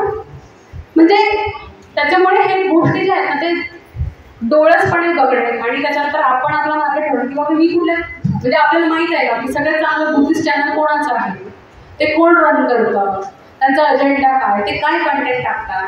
बरं बाबासाहेबांवरती आता सिरियल होती मध्ये आणि म्हणजे एक गोष्ट खूप चांगली की म्हणजे मेन जे प्राईम टाईमला जे चॅनल्स येतात त्याच्यामध्ये जे सिरियल्स आहेत त्या सिरियलमध्ये आडनावं कोणाचे असतात, ते काय कल्चर काय क्लास दाखवतात, सगळ्यांकडे कार असते, सगळ्यांकडे मेकअप असतो. मग हा कंटेंट बघा, त्याच्यातलं फक्त मनोरंजन करा आणि तो सोडून द्या. कारण की ह्याच्यामध्ये म्हणजे कुठलाही कंटेंट बघितल्यानंतर विचारायला पाहिजे की बाबा माझं मनोरंजन झालं, मला ज्ञान मिळालं की मी मागे गेला दिवशी असते. ही गोष्ट थोडासा एक CCTV स्वतःच्या पण डोक्यावरती असलेला बरं असं मला वाटतं. आणि त्याच्यानंतर जी पुढच्या पिढी आपण घरामध्ये शेअर करतो आहे त्यांना तुम्ही कंट्रोल नका करू, तू हे करू नको, ह्याच्यापेक्षा तू हे पण कर, हे पण बघ, ओके तुला काय व्हायचं अमुक का, तर त्याच्यातली बेस्ट व्यक्ती शोध किंवा हे 4 फील्ड तुला वाटतात तर ह्याच्या व्यतिरिक्त आणखी तुला काय माहिती, कारण की ती माहिती गोळा करणं खरंच म्हणजे लिटरली मिनिटाचं काम झालं. त्याच्यामुळे तुम्ही त्यांना ब्रॉडन करा म्हणजे त्यांचं डोकं थोडं आणखी ब्रॉड होईल. म्हणजे एकदम ते व्यक्ती काही पॉलिटिकल कंटेंट बघायला लागणार किंवा एकदम काही सायंटिफिक कंटेंट बघायला फक्त त्याचं थोडं ओपन करत गेलो ना की मग त्याच्यामध्ये त्या व्यक्तीची डेव्हलपमेंट बघून. आणि राहिला प्रश्न आपला की म्हणजे मला असं वाटतं की समजा आता इथेच लोकांनी ठरवलं की बाबा आपण ज्यावेळेस स्पीकर्स वगैरे असते ते आपण ठरवून अमुक कंटेंट बघू आणि तो चांगला कंटेंट शोधायचा आहे. जसं आम्ही IIT मध्ये एक टेक्नॉलॉजीची मालिका चालवायचो तर दर शनिवारी किंवा शुक्रवारी त्याचं स्क्रीनिंग असायचं. मग आम्ही तो निवडून ठेवायचो की अरे हे खूप छान आहे, हा रिसर्च खूप सुंदर आहे, याच्यावरचा व्हिडिओ आपल्याला बघायचा किंवा अमुक गोष्टी त्याच्यावरती चर्चा कायम झाली पाहिजे. म्हणजे हे असं ना की ते एज्युकेट आणि ऑर्गनाईज खूप चांगलं आहे. म्हणजे की ऑर्गनायझेशन बघून हे ऑर्गनायझेशनच आहे, ह्याच्यामध्ये स्लाईट एज्युकेशन पण आहे. बरोबर की आपण एज्युकेट होतो, आपण डिस्कशन करतो आहे, ह्याच्यामध्ये एज्युकेट हा जो आहे की एकमेकांना एज्युकेट करणे की हा चांगला कंटेंट आलेला आहे, या अमुक असं होतं आहे किंवा ही गोष्ट आलेली आहे, याच्याबद्दल डिस्कशन गरजेचं आहे. आणि जो महिला वर्ग आहे मी त्यांना नक्की सांगेल की म्हणजे छोट्या गोष्टी आहेत की फायनान्स हा जो विषय आहे तो नेहमी महिला आपल्यापासून वेगळा ठेवतात. ATM मॅनेज न करता येणारा अजूनही महिला आहे. तर तुम्ही असं नका राहू ना, म्हणजे जर एखाद्या माणसानेच ती टेक्नॉलॉजी बनवली आहे तर आपण माणूस म्हणून ती वापरू तर शकतो, म्हणजे तेवढं तर ज्ञान घेऊ शकतो की नाही आपण. त्याच्यामुळे छोट्या गोष्टी ज्या आहेत ना त्या जाणून घेणं आणि कारण की ही गोष्ट त्यांचं ड्रीम होता ना बाबासाहेबांचं की बाबा आर्थिक जी म्हणून ते हिंदू कोड बिल आलं आणि म्हणून तर त्यांनी त्यांचं कायद्यामंत्री पद का सोडलं, कारण की ही जी बेसिक राईट्सची जी गोष्ट होती महिला अधिकाराची जी गोष्ट होती ती आता टेक्नॉलॉजी सोबत आहे. अकाउंट कोणी काढू शकतं, ATM कोणी वापरू शकतं, फोनपे जीपे कोणीही करू शकतं. मग या गोष्टींमध्ये आपल्याला थोडी समज डेव्हलप करणं आणि ह्याच्या पलीकडे जाणं. म्हणजे मी जस्ट असं बघत होते की इन्व्हेस्टमेंटचे जे क्लासेस आहेत ऑनलाईन ते कोण चालवतं, सगळे पुरुष चालवतात. मग मध्ये 2-3 बायकांची नाव होते, तर एक माझ्या आजी पण शेअर मार्केटचे क्लासेस घेतात, त्याला फार भारी वाटतं. कारण की कौतुकाची गोष्ट आहे ना. कारण की म्हणजे नवऱ्याच्या पाकिटातनं पैसे घेणं किंवा त्याला ATM ऑपरेट करायला देणं ही गोष्ट एक प्रेमाचा भाग असू शकते, पण ती गुलामगिरीचा भाग होता कामा नये. त्यामुळे ह्या गोष्टींकडे डोळ्याचपणे बघा. आणि तंत्रज्ञान हे खूप चांगल्यासाठी खूप झपाट्याने डेव्हलप होतं, पण ते सर्वांगाने डेव्हलप होते. कारण की मोबाईल टेक्नॉलॉजी दिवसागणिक बदलते. पण एक जो कन्स्ट्रक्शन साईटवरती काम करणारा माणूस आहे त्याचे सेफ्टी गॅजेट्स तेवढे क्वालिटीचे तयार होत आहेत का, त्याचं काम सोपं होत आहे का, नाही होत. कारण की टेक्नॉलॉजीला जे फंड घेतात किंवा ज्या लोकांना वाटतं की ते डेव्हलप हवे ते एका सर्टन आर्थिक वर्गाला आणि सर्टन कास्टला प्लीज करणारी ही टेक्नॉलॉजी आहे. याचा आपण फायदा करून घेतला. याच्यापासून बाहेर जाऊन काहीच होणार नाही. बाबासाहेबांनी काय केलं, इंग्रज अधिकारी होते, फॉरेनचं एज्युकेशन घेतलं, फॉरेनचे दिसणारे कपडे घातले का घातले, किंवा माझा असे लोक घालू शकतात. मी एवढा जणांना फिरतो, ते लोक काय स्वप्न बघतील, बरोबर आहे की नाही. मी जर तर ते लोक ऑलरेडी उघडं तेवढं जायचं स्वप्न बघतील ना, त्यांनी याचे स्वप्न बदलले, प्रत्येक गोष्टींना बदलले. अशा पद्धतीने असताना मी म्हटलं ना की त्यांची स्वप्न जर आपली स्वप्न नाही झाली, म्हणजे आज जे त्यांनी सांगितलं की कन्स्ट्रक्शन वर्करच्या मुलांसाठी हे डेकेअर सेंटर आम्ही चालवू शकतो, त्याचं काम आजही चालू आहे. ते सेंटर सचिन आहे आणि ती गोष्ट अशी होती की आपण त्या कॅम्पसमध्ये असो नसो तिथे 70 मुलं शिकतात, ते चालू राहिले पाहिजे. आणि ते अशा पद्धतीने बसवलं त्या सिस्टीममध्ये, त्या पॉलिसीमध्ये की ते आपण तिथे नसो तरी पण ते चालू राहील. आणि ती मुलं आज कॉलेजला आहेत, कोणीतरी एअर होस्टेस बनत आले, कोणतरी डिग्री होल्डर होते, आणि ही मुलं जी अशी होती की लेफ्ट करून म्हणजे शाळा सोडलेली मुलं होती, भारताच्या वेगवेगळ्या कोपऱ्यातून आलेली मुलं होती. मग यांना त्या गरिबीच्या त्या अज्ञानाच्या साठीचा काय काढेल, त्यांचं एज्युकेशन काढेल, मग आपण त्याच्यासाठी प्रयत्न करा. मग त्या वल्नरेबिलिटीमध्ये त्याच्यात दोघाला एक सिच्युएशन मधनं ही गोष्ट कसं पाहिजे की ते एज्युकेशन कोणच आहे. एक मुलं डिग्री होल्डर म्हणून एक मुलगा डिग्रीच्या बेसिसवरती जॉबला जाणार म्हणजे किती मोठी गोष्ट असते हे तुम्हाला कळायचं आहे. म्हणजे ट्रायबल लोक असतात ना, आता जसं हे युट्यूबवरती तुम्ही बघाल की ट्रायबल लोकांच्या आयुष्यावरती छान छान रोमॅन्टिक व्हिडिओज वगैरे असतात की बघा त्यांचं खाणं कसं वगैरे, जगणं कसं, मग किती सिम्पल आहे, त्यांचे कष्ट कसे आहे, याचं कंटेंट कुठे म्हणजे रोमॅन्टिसाइज करून सोडून गेलं ना की बाहेर येतो. असं तुम्ही असं एखाद्या अपर कास्टच्या प्रमाणाचे घुसून काढा बघा त्यांचे लाईफस्टाईल दिसू तुम्हाला असं कंटेंट. म्हणजे गरिबाचं सगळं मार्केट झालं ना, कोणी वापरलं, कोणी केलं तसं मार्केट की हे मार्केटेबल आहे, बघा मजा घ्या, याला कौतुक करा, छान म्हणा, याच्यासाठी रडा, तुम्ही इमोशनल व्हा. पण जर ते तुम्ही अदरवाईज नाही करू शकत तर मग हे कंटेंट जे आहे ते बघताना याच्याकडे क्रिटिकल व्ह्यू लावला पाहिजे. मी असं म्हणत नाही की हे सगळं चूक किंवा बरोबर, पण ते ज्यावेळेस तुम्ही ह्याच्याकडे दृष्टिकोन बदला त्यावेळेस तुमच्या मुलांचा दृष्टिकोन बदला. आणि मी म्हटलं की शाळेच्या एज्युकेशनमधनं काय नाही मिळत, ते घरात त्याचे प्लॅटफॉर्म्स तयार करा, ते आपल्यासाठी आणि समोरच्यासाठी दोघांसाठी. त्याच्यामुळे जरी टेक्नॉलॉजी ग्रो होते आहे तर त्याची ग्रोथ आपल्या वाट्याला येते का, आपल्या वाट्याला कोणी आणली, आपल्या वाट्याला ती कशी आली, आपण जे बघू ते कंटेंट मॅनिप्युलेट कसे केले जात आहे, या सगळीकडे जेव्हा आपण बघू त्यावेळेस बाबासाहेबांच्या स्वप्नाचे कॉन्ट्रीब्यूट. म्हणजे याची फायनल कमेंट जे आहे ना की तंत्रज्ञानाने समतेला किंवा त्यांच्या स्वप्नांना हातभार लावलाय का, नक्कीच लावलाय. पण जर आपण त्या टेक्नॉलॉजीच्या जाळ्यात गुरफटलो गेलो तर मात्र आपण जे स्टेशन पर्यंत बाबांच्या साहेबांना आपल्याला जायचं होतं आपण तिथे जाणार नाही. म्हणून मग त्या महिला असो, कारण की मी हा विषय का बोलते, कारण की मी असं म्हणजे मला असं वाटतं की एक महिला म्हणून जसं एक म्हणजे तुम्ही एक महिला म्हणून बाबासाहेबांशी रिलेट होतात, एक लेबर म्हणून तुम्ही त्यांच्याशी रिलेट होतात, एक डिफरंट समाजाची व्यक्ती म्हणून तुम्ही त्यांच्याशी रिलेट होतात. तर हे रिलेशनशिप जेव्हा तुमचं डेव्हलप होतं त्यावेळेस तुम्ही त्यांच्या स्वप्नांशी रिलेट व्हा. बाबासाहेबांना ग्लोरिफाय करून त्यांच्या कार्याबद्दल महान, फक्त महान आणि फक्त महान म्हणून ते कार्य साध्य नाही होणार तिथे जिथपर्यंत त्यांना आपल्याला जायचं होतं किंवा ते स्वप्न त्यांनी बघितलं. म्हणून टेक्नॉलॉजीची ग्रोथ ही एक्स्ट्रॅक्ट करायची शिकवतात, त्याच्यातनं आपल्यासाठी ओढलं पाहिजे. कंझ्युमर झालोय आज आपण. कंटेंट क्रिएटर खरंच बघा तुम्ही की त्या मी जसं उदाहरण देणार की कंटेंट क्रिएशनचं अवॉर्ड कोणाला मिळालं आणि क्रिएटर्स कोण कोण आहे तिथे आपल्या लोकांची नावं आहेत का, मग ते कसे होतील, कसे जातील, या गोष्टींकडे जर बघायला लागलं तर तिथे ओढलं नाही तर मग पुन्हा सगळी हिस्ट्री चेंज होईल, पुन्हा आपण चालू हळूहळू. कारण की एवढं धार्मिक व्हिडिओ तुम्हाला बघायला मिळतील ना की त्याचा काही त्याचे पर्सेंटेज बघा की कसं आहे. त्यामुळे या गोष्टींवरती लक्ष ठेवलं तरच तंत्रज्ञान हे कधीच वाईटासाठी आले, त्याचा वाईट यूज होणार आणि तो आता सुरू झाला हे पण तुम्हाला सांगते. त्यामुळे त्याच्याकडे लक्ष ठेवा आणि एकमेकांच्या सहाऱ्याने आपण एकमेकांना पुढे म्हणजे जे अपेक्षित होतं.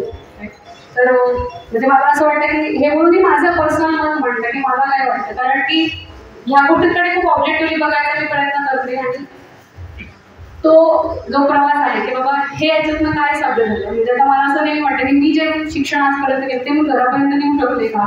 केमिकल इंजिनिअरिंगमध्ये PhD घेतली आणि मला जर हे नाही सांगता आलं की हे केमिकल चांगलं नाही तुमच्या त्वचेला, हे केमिकल नाही चांगलं तुमच्या हाताला, तर माझ्या डिग्रीचा काय फायदा. म्हणजे बेसिक गोष्टी ज्या आपण डिग्री म्हणून घेतल्या आहेत त्या नोकरीपर्यंत फक्त लिमिटवाल्यांना पाठवू, त्याच्यातून छोटं कोण ज्ञान आपल्या घरी घेता आलं पाहिजे. म्हणजे तुम्ही गणितात एक्सपर्ट असाल, तुम्ही भाषेमध्ये असाल, तुम्ही सायन्समध्ये असाल, तुम्ही कुठलेही XYZ, पण त्याच्यातलं छोटा कंपोनंट आपल्याला घरापर्यंत म्हणजे काय कसा विचारांना जे मी आज मला म्हणलं की टेक्नॉलॉजी फील्डमधली मी आहे, पण एवढ्या हुशार माणसाने जो बेस तयार केला त्याच्यावरती बिल्डिंग बांधता येते का आपल्याला, तर ती बांधता येणं शक्य आहे पण अजून बांधली गेलेली नाही. हे महत्त्वाचं. धन्यवाद. खूप सुंदररित्या आणि सोप्या आणि छान भाषेमध्ये तुम्ही सर तुम्ही काही मला फक्त सरांबद्दल 2 वाक्य बोलायचे. सर त्यांचं डॉक्टर संजीव दासराव आणि त्यांनी ते हार्टचे सर्जन आहेत, हृदयाचे सर्जन, त्यांनी 30 वर्ष प्रॅक्टिस केली वेगवेगळ्या देशांमध्ये, भारतामध्ये आणि इतर पण. आणि त्याच्यानंतर जेव्हा त्यांच्या लक्षात आलं की नुसती म्हणजे एखाद्या पेशंटला बरं केलं आणि म्हणून त्याला सर्जरीला घ्यावी, सर्जरी करा, हा एक बॅकवर्ड थॉट आहे. मग ह्याच्यामध्ये पण खूप ॲडव्हान्स टेक्नॉलॉजी तयार होते आहे, तर ती समजून घेण्यासाठी सरांनी त्याच्यानंतर IIT मध्ये MTechला ॲडमिशन घेतली. मग तिथे त्यांनी टेक्नॉलॉजीमध्ये रिसर्च केलं. पुढे PhDला त्यांनी ॲडमिशन घेतली आणि PhD मध्ये त्यांचा रिसर्च असा आहे की छोट्या मुलं जेव्हा जन्माला येतात काही वेळेस तेव्हा जर बायबर्थ एखादा दोष असेल तर त्याच्या वेळेस तुमच्या हार्टमध्ये 4 कप्पे असतात, काही मुलांचे 2च कप्पे असतात. मग तुमचं शुद्ध अशुद्ध रक्त मिक्स करणारे जे चेंबर्स असतात ते मिक्स होतात. पण ते होऊ नये म्हणून एक स्टेंट त्यांनी तयार केला त्यांच्या रिसर्चमध्ये आणि त्याला आता US पेटंट पण ग्रँट झालेला आहे.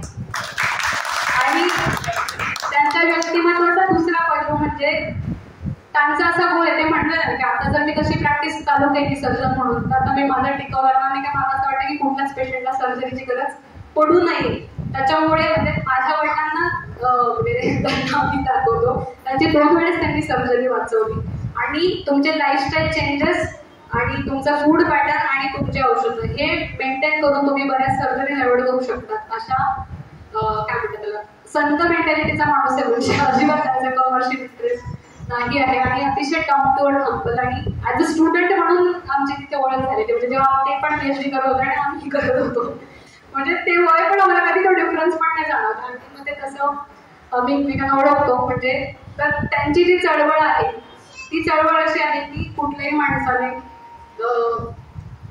हॉस्पिटलपर्यंत जायची वेळ स्वतःहून आणू नये आणि आली तर मग तुम्ही त्याच्यामध्ये वावडत जाऊ नये आणि मग त्या गोष्टी तुम्ही कशा स्टॉप करू शकता. त्याच्यामुळे फार महत्त्वाचं कार्य आणि अतिशय खूप मोकळ्या मनाने करतात. म्हणजे आजपर्यंत असं झालं नाही की त्यांना एखादी केस वाढवली आणि त्यांनी सांगितली मला रिझन मला, आणि ते पूर्ण रिसर्च माहिती त्या गोष्टीचा विचार करतात की बाबा यांना काय करत आहे, त्याचं कसं वाचत वेळ देऊन कुठल्याही व्यक्तीची व्हॅल्यू न्यूट्रली होतात. म्हणजे ते हे बघत नाही की कोणी पाठवली का पाठवली, कोण माणूस आहे, त्याची काय लायकी आहे, एकदम म्हणजे हा जो त्यांचा कोर आहे याच्यात. म्हणजे आम्ही तर खूप शिकलो.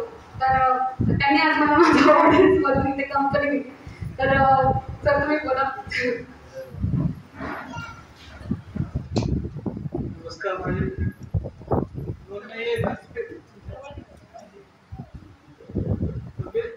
शिक्षणाच्या बद्दल महत्वाचं घडण आपल्या ह्याच्यामध्ये काय घडतं. मी एक गोष्ट सांगतो की आपल्या बुद्धीमध्ये आणि शरीरामध्ये दोन्ही हा जन्म जो आहे दोन्ही गोष्टी आपल्याला डेव्हलप करायच्या. तर त्यातल्या त्यात बुद्धीची वाढ करणं ही फार महत्त्वाची गोष्ट आहे. आणि बुद्धीची वाढ होते आपण शिक्षण घेतो म्हणजे एक्झॅक्टली काय होतं तर आपली बुद्धीचा विकास 2 दिशांनी होतो. एक दिशा जी आहे ती मायक्रोस्कोपिक दिशा, म्हणजे प्रत्येक गोष्टीमध्ये आपण त्याचं डिसेक्शन करून त्याच्या बारकाईत जाऊन पाहतो. आणि दुसरी गोष्ट काय करतो, मोठं पिक्चर त्याचं साधं उदाहरण म्हणजे आपण बॅक्टेरिया ज्याने आपल्याला वेगवेगळे आजार होतात, व्हायरसेसमुळे आपल्याला आजार होतात, ते आपल्याला दिसतात का डोळ्याने? नाही दिसत. आपण मायक्रोस्कोप घेतल्यानंतर आपल्याला सगळं दिसतं. तर नेमकं तीच गोष्ट आपल्या बुद्धीमध्ये घडते. आपण जेव्हा अभ्यास करतो तेव्हा आपल्याला ती मायक्रोस्कोपिक बघायची जी सवय आहे किंवा ती डिसिप्लिन आहे ती आपल्यामध्ये डेव्हलप होते. तसंच दुसरी दिशा म्हणजे काय, आता आपण पृथ्वी म्हणतो, अवकाश म्हणतो, ग्रहतारे म्हणतो, तर ह्या सगळ्या गोष्टी, पर्वत आहेत, नद्या आहेत, ह्यांना बघण्यासाठी वेगळी दृष्टी लागते. त्याच्यामध्ये आपण मोठ्या व्यापक स्वरूपामध्ये पाहतो आणि त्याचं आकलन करतो. तर आपली बुद्धीचा विकास हा दोन्ही दिशेनं होतो, एक तर मायक्रोस्कोपिक आणि मॅक्रोस्कोपिक. मॅक्रोस्कोपिक म्हणजे मोठ्या प्रमाणावर आणि बारकात बारीक. आता आपल्याला चंद्र बघायचं असेल तर आपण काय टेलिस्कोप लावणार?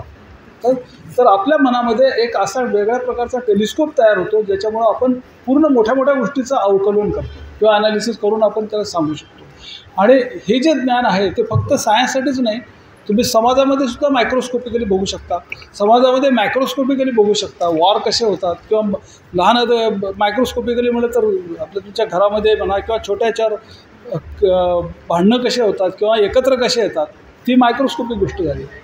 आता याचं एक इंटरेस्टिंग गोष्ट सांगतो, म्हणजे की आपल्या शरीरात सगळ्यांना माहिती आहे आपल्याला कॅन्सर होतो सगळ्यांना, राईट. कॅन्सरमध्ये काय होतं नेमकं? कॅन्सर, आपलं शरीर हे सगळं सेलने बनलेलं आहे. जसं आता ही सभागृह सगळं आपल्या व्यक्तींनी भरलेलं आहे, तसं आपलं शरीर सेल्सनी बनलेलं आहे. तर काही सेल्स काय करतात, त्यांच्यामध्ये अशी एक शक्ती येते की ते अतिशय जास्त खाऊ शकतात आणि फास्ट मल्टिप्लाय करू शकतात. जेव्हा अशा व्यक्तीचे ग्रुप्स, जेव्हा असे सेल्स जेव्हा तयार होतात, ते सडनली ते ग्रो व्हायला सुरू होतात आणि आपल्याला गाठ दिसते. आणि हे दुसरीकडे जेव्हा जातात तिथं पण गाठी तयार करतात. आणि शेवटी काय होतं, ज्या शरीरामध्ये ह्या तयार झाल्यात त्या शरीरालाच ते संपवतात. तर ही जी समाजामध्ये जे प्रॉब्लेम दिसतात ते आपल्या शरीरामध्ये पण तसेच प्रॉब्लेम असतात. तर ही एक बघण्याचा दृष्टिकोन आहे, राईट. तर हे अशा प्रकारचे जे दृष्टिकोन आहेत तुम्हाला अभ्यासातनं, शिक्षणातनं कळून येतात.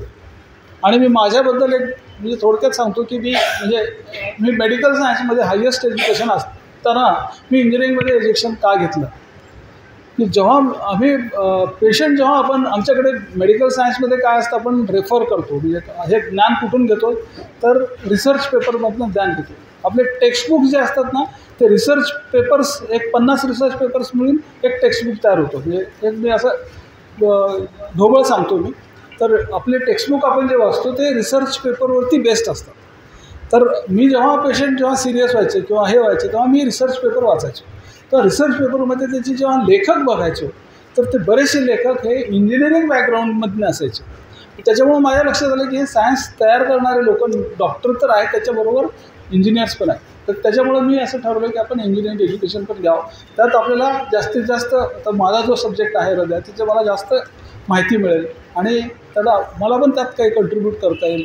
अनसॉल्ड प्रॉब्लेम्स असतात, बरेचसे अनसॉल्ड प्रॉब्लेम असतात, सगळीकडेच असतात, सगळ्या क्षेत्रामध्ये असतात. तर हे अनसॉल्ड प्रॉब्लेम प्रत्येकाने कुठलाही एक अनसॉल्ड प्रॉब्लेम घ्यावा आणि त्याला सोडवायचा प्रयत्न करावा. That is what is a creativity. आणि हे जर करायचं असेल तर तुम्हाला एज्युकेशन घेणं अतिशय महत्त्वाचं आहे. त्याच्याशी इतकी दुसरी कुठलीही महत्त्वाची गोष्ट नाही. एज्युकेशनमध्ये 2 गोष्टी घडतात. एक, तुम्हाला तसं एन्व्हायरमेंट मिळतं ज्याच्यामध्ये तुमचा बुद्धीचा विकास होतो आणि बरेचसे प्रकारचे तुम्हाला स्टिम्युलस मिळतो. आणि ह्याच्यासाठी लागणाऱ्या गोष्टी आहेत, पुस्तकं असतील किंवा लेक्चर्स असतील किंवा हे असतील, ह्या सगळ्या गोष्टीची एका ठिकाणी अवेलेबिलिटी होते आणि मग ते यू स्टार्ट ग्रोईंग. तर बाबासाहेबांनी त्यांनी त्या काळामध्ये एवढं एज्युकेशन घेतलं, याचा तुम्ही म्हणजे त्यांनी कष्ट काय घेतले असतील त्यावेळेस. आता एवढे कष्ट घ्यावं लागतात, तर तो तर अतिशय वेगळा काळ होता, राईट. तर म्हणजे हा आदर्श समोर ठेवून सगळ्यांनी, मला असं वाटतं की तुम्ही कुठल्या ना कुठल्या क्षेत्रामध्ये तुम्ही अभ्यास करायला पाहिजे. तर अभ्यास कुठपर्यंत करायला पाहिजे, एकदम टोकापर्यंत. आता ह्याच्या पुढे काही नाही आहे. आता मग मीच म्हणजे त्याच्या पुढचं काय आहे ते बनवेन, म्हणजे मी त्याच्या पुढचं जग आहे ते मी स्वतः क्रिएट करेन, ह्या भावनेनं तुम्ही अभ्यास करायला पाहिजे आणि समाजाची जबाबदारी घ्यायला पाहिजे.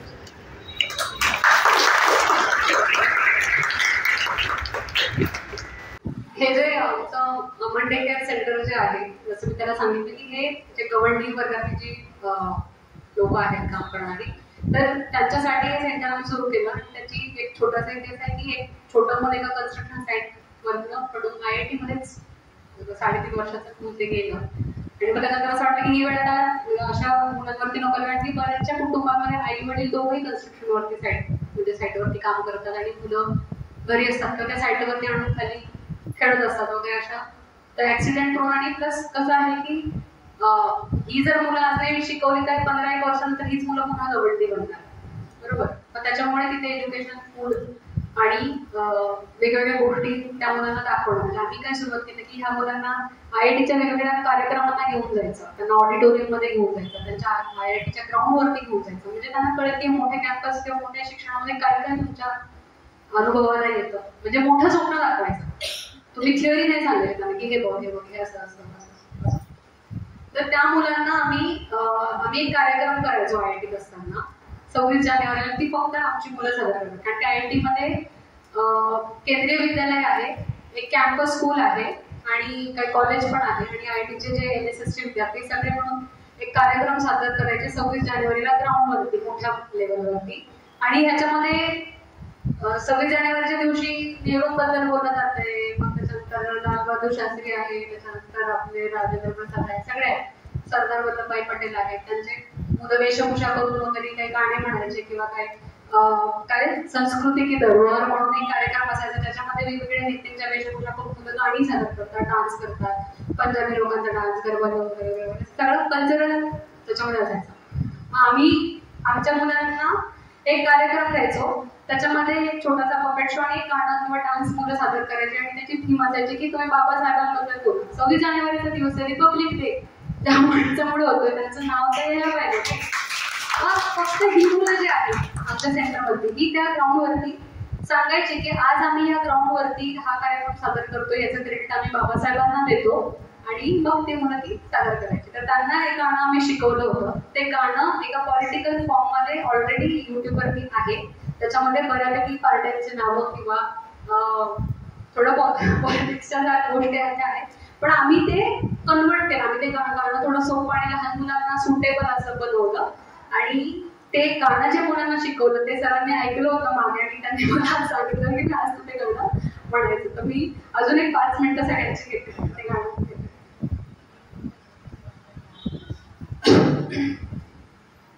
आणि सगळ्यात महत्वाचं म्हणजे या कार्यक्रमासाठी आम्हाला सगळ्यात शेवटचा स्लॉट असायचा त्या पूर्ण कार्यक्रमाचा. आणि लोक थांबून राहायचे आणि सांगायचे की फक्त तुमची मुलं बाबासाहेबांबद्दल बोलतात का. ते ऐकून आम्हाला खूप छान वाटायचं. तर नीट बघून घे अक्षर, तुला इंग्रजी शिकवतो बरं. नीट बघून घे अक्षर, तुला इंग्रजी शिकवतो बरं. असं बसून माझ्या समोर बोल ए फॉर आंबेडकर. असं बसून माझ्या समोर बोल ए फॉर आंबेडकर. बी म्हणतात भीमराव आठवला पाहिजे. सी कॉन्स्टिट्यूशनचा जी लिहिली भीमरावाने. बी फॉर डॉक्टरेट होऊन, बी फॉर डॉक्टरेट होऊन, बी फॉर एज्युकेशन करा. असं बसून माझ्या समोर बोल ए फॉर आंबेडकर. असं बसून माझ्या समोर बोल A for Ambedkar. F for मोरेंना भीम गेला. जी फॉर ग्रेट पदव्या घेऊन आला. एच फॉर ह्युमॅनिटी म्हटल्यावर, एच फॉर ह्युमॅनिटी म्हटल्यावर म्हणजे माणुसकी कळल्यावर. आय फॉर इंडिया सुंदर, आपली इंडिया सुंदर. हो हो इंडिया सुंदर. असं बसून माझ्या समोर बोल ए फॉर आंबेडकर.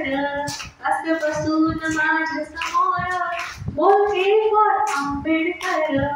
जय जय भीमचा विसरू नको तू दारा.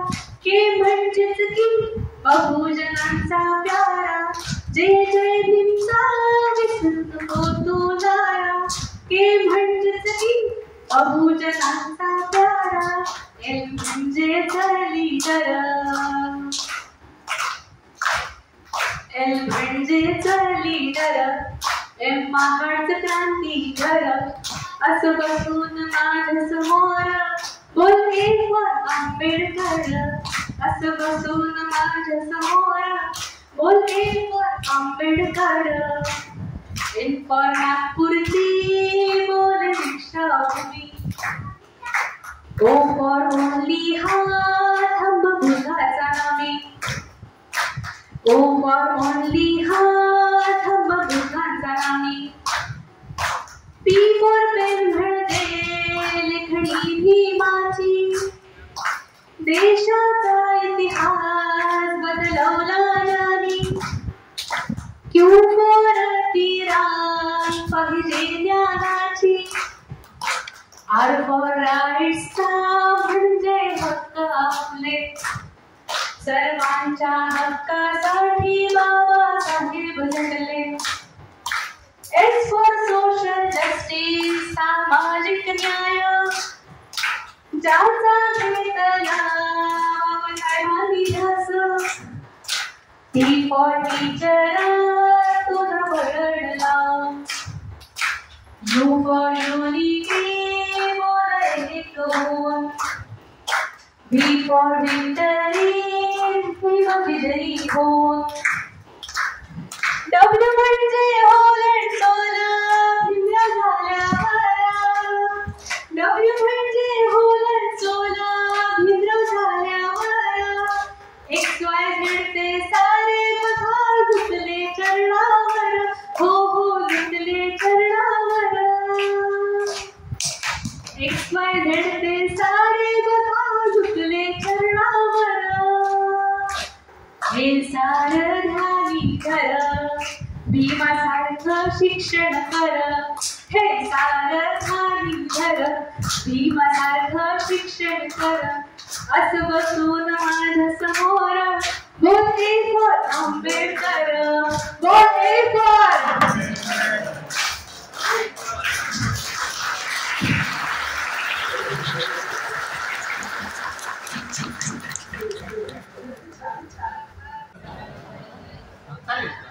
जेव्हा आपण एंजिओप्लास्टी करतो ना, एंजिओप्लास्टी म्हणजे तिथे स्टेंट टाकली जाते. ओके, त्यानंतर पुन्हा एंजिओप्लास्टी करायची गरज लागते का, किंवा तो स्टेंट टाकून सुद्धा ब्लॉकेज निर्माण होतो का? होत असेल तर मग एंजिओप्लास्टी न टाकता काही दुसरा मार्ग आहे का, जेणेकरून ते काहीतरी बाहेरचं अवयव आतमध्ये जातो आपल्या, समजा स्टेंट, ठीक आहे, आपल्या नॅचरली जे रक्तवाहिनी आहेत त्याचा ब्लॉकेज नैसर्गिकरित्या निघण्यासाठी काही टेक्नॉलॉजी आहे का? म्हणजे स्टेंट टाकल्यानंतर पुन्हा जर होत असेल, पुन्हा खराब होत असेल, पुन्हा ब्लॉकेज निर्माण होत असेल, तर स्टेंट न टाकताच नैसर्गिकरित्या हृदय चांगलं ठेवण्याचा काही मार्ग आहे का? आपल्याला जेव्हा जेव्हा ब्लॉकेजेस होतात तेव्हा अर्थात निसर्ग तुम्हाला मदत करायचा प्रयत्न करतो. निसर्ग स्वतःच छोट्या छोट्या रक्तवाहिन्या तयार करतो. जो जे ब्लॉक रक्तवाहिनी आहे त्याचं कार्य डिस्ट्रीब्यूट करण्यासाठी छोट्या छोट्या जिथं ब्लॉकेज आहे त्याच्या भोवताली छोट्या छोट्या रक्तवाहिन्या तयार होतात. त्याला आपण कोलॅटरल्स. फक्त आपल्याला एकच गोष्ट करायची आहे की त्याचा शोध घ्यायचा आहे की हा ब्लॉकेज का होतात आणि कुठली त्यात काय कारण आहे. जर कारण तुम्ही जर बंद केली तर नेचर हळूहळू तुम्हाला हेल्प करायला सुरू करतं. तर महत्वाची गोष्ट आहे की का होतात. तर जनरली तुम्ही आपण बेसळीचे अन्न खातो वगैरे ज्या रक्तात जाऊन रक्तवाहिन्या डॅमेज करतात अशासारख्या बऱ्याचशा चुका आपण करतो डेली लाईफ. आपण आपल्या वेळ नसतो किंवा बऱ्याचशा गोष्टी आहेत किंवा फास्ट फूड आहे किंवा फूड अवेलेबिलिटी नसते. आणि विशेषतः सगळ्यात मोठा प्रश्न वेळेचा आहे सगळ्यांना की तुम्हाला कुठं ना कुठं काहीतरी खावं लागतं आणि त्याच्यामुळे ह्या अशा गोष्टी घडतात. तर याच्यासाठी प्लॅनिंग जर केली तुमच्या डेली लाईफची तर बहुतेक ह्या गोष्टी सॉल्व्ह होऊ शकतात. आणि त्याच्यामध्ये सोशल लेवलवर जर प्लॅनिंग केली तर अजून तुमचं एखादी गोष्ट आहे किंवा तुम्हाला चांगले तांदूळ पाहिजे तर तुम्ही एकटा जाऊन कुठून आणण्यापेक्षा तुम्ही 10-15 लोकांनी मिळून राईस आणि डिस्ट्रीब्यूट केलं. म्हणजे एक एक्झाम्पल देतो. जर तुम्हाला लाईफस्टाईल चेंज करायची असेल तर एकट्याने जेव्हा प्रयत्न करायला म्हणजे खूप आवडला तर तुम्ही त्यामध्ये सोशल त्याचं फार महत्व आहे. सोशल इंटिग्रिटी, कोहेसिव्हनेस, म्हणजे आपण एकमेकांना किती जोडले गेलेले आहोत हे जोडणं घेणं अतिशय महत्वाचं आहे. तर हे अशा प्रकारचे प्रॉब्लेम आपण सॉल्व्ह करू शकतो. म्हणजे हा जो हार्टचा प्रॉब्लेम आहे तो सोशल प्रॉब्लेम आहे किंवा सोशल सोल्युशन आता. तर सॉरी मी थोडासा एक सांगेल, म्हणजे माझा जो अनुभव जो माझ्या वडिलांच्या वेळेस आला होता, जेव्हा सरांनी त्यांना गेले की त्यांना एन्जिओग्राफी केली आणि 70% ब्लॉक आहे असं डॉक्टरांनी सांगितलं आणि ते प्लास्टिकच्या टेबलवरती होते. म्हणजे आता तुम्ही सांगा 3 लाख करा आणि त्यांना मी स्टेप टाकतो. त्यावेळेस म्हणजे आम्ही खूप नावाने फक्त ओळखत होते. म्हणजे त्यांना विचारलं की मी प्लास्टिक करू का, म्हणजे ते असं सांगताय की 70% रिस्क आहे. मग ते म्हणाले की म्हणजे आता तर करायची गरज नाही, तुम्ही ते पहिले त्यांना टेबलवर खाली घ्या. आणि तेव्हा मी नाशिकला होते, सर मुंबईमध्ये होते, हे आमची सगळी प्रोसिजर नाशिकमध्ये चालू होती. आणि मग त्याच्यानंतर मग त्यांनी हे ब्लॉक्स कसे फॉर्म होतात आणि आपल्या कुठल्या लाईफस्टाईल प्रॉब्लेममुळे हे तयार झालेले आहे, याचं कारण काय आहे. सगळ्यात महत्वाचा, आपल्या आधीची जी पिढी खात नव्हती, म्हणजे त्यांच्या आणि आपल्या डाएटमध्ये किती मोठा फरक पडलेला आहे. एक तर होतं की लोक गरीब होते, त्याच्यामुळे त्यांच्याकडे म्हणजे खूप सुबत्ता असेल तर तेल, साखर आणि गहू यायचे. सणावाराला लोक पोळी खायचे. सणावाराला म्हणजे थेंबर तेलात आम्ही दिवस काढले असं आपल्या आज्या सांगायच्या. आणि पोळी आम्ही पाहिली, आम्ही लाल ज्वारीच्या भाकऱ्या खायचो, हे सांगायचे ना. म्हणजे काय झालं की त्यांच्या आणि म्हणजे आमच्या आई वडिलांची जनरेशन त्याच्यामध्ये खूप मोठा शिफ्ट झाला. म्हणजे डेली सुबत्ता, डेली तुमचं ऐश्वर्य तुम्ही कसं भोगणार, मग तुम्ही भरपूर तेलात भाज्या करणार, भरपूर साखरेचा चहा पिणार आणि ह्या सगळ्या गोष्टी. म्हणजे हा जो शिफ्ट झाला याच्यामुळे काय झालं की म्हणजे त्या पिढीला नव्हते ना हे आजार, आपल्या आजा आजोबांना नव्हते आजार प्लास्टिक आणि हार्ट वगैरे, आणि चांगले जगले 80-85 पर्यंत. पाठीचा कणा सरळ असणारे लोक, न चष्मा असणारे लोक आपण पाहिलेत आपल्या आजी आजोबांच्या जनरेशन मध्ये. मग ते जास्त करून एम्फसाइज करतात की म्हणजे ही गोष्ट, याच्यावरती हजारो पेपर्स पब्लिश आहेत, हजारो करोडोनी रिसर्च झालेले आहेत की गहू आणि डायबिटीसचा कसा संबंध आहे आणि डायबिटीस तुम्हाला हार्ट डिसीज कडे कसा घेऊन जातो. त्याच्यानंतर ऑइल जे आपण खातो, तर आपली जी निसर्ग म्हणजे समजा आपण निसर्गात जगलो असतो तर आपल्याला हे बाटलीत काढून आणलेलं तेल मिळालं असतं का, नाही. आपण स्निग्ध पदार्थ जे शरीराला लागतात ते कशातनं घेतले असते, तेल बियांमधनं घेतले असते. म्हणजे शेंगदाणे, तीळ, जवस वगैरे जे आहे ते आपण वेगवेगळ्या किंवा खोबरं आहे ते त्या पद्धतीने आपण खाल्लं असतं. तर हे जे एक्स्ट्रॅक्टेड ऑइल आपण कन्झ्युम करतो आहे त्याच्यासाठी आपली बॉडी नाही बनलेली. एक चमचाभर तेल त्याच्यातला अर्धा आपल्या शरीरातनं संपायला 1.5 वर्ष लागतो. ते अक्युमुलेट असतं आपल्या बॉडीमध्ये. आणि जर तेवढं तुमचं वर्कआउट नसेल, आपली लाईफस्टाईल पण कशी झाली की तेव्हा लोक चालायचे, उन्हात जायचे, कमी खाणे होते, परत लवकर खाऊन घ्यायचे, लवकर झोपून घ्यायचे. आपलं तसं नाहीये ना. म्हणजे आपल्या रुटीनमध्ये, आपल्या वर्कआउटमध्ये आणि आपल्या खाण्यामध्ये उलट झालेलं. ते लोक कमी खायचे, जास्त कष्ट करायचे, आपण जास्त खातो, कमी कष्ट करतो. मग जेवढं तुमचं ऑइल कन्झम्पशन असेल तेवढं जर तुमचं वर्कआउट नाहीये, जेवढं तुमचं कार्बोहायड्रेटचं खाणं आहे तेवढं जर तुमचं वर्कआउट नसेल तर ते काय होणार, शरीरामध्ये ॲक्युमुलेट होणार. ह्याच्यामध्ये लेट नाईट फूड जे आहे, लोक 10-11 वाजता जेवण करतात रात्री.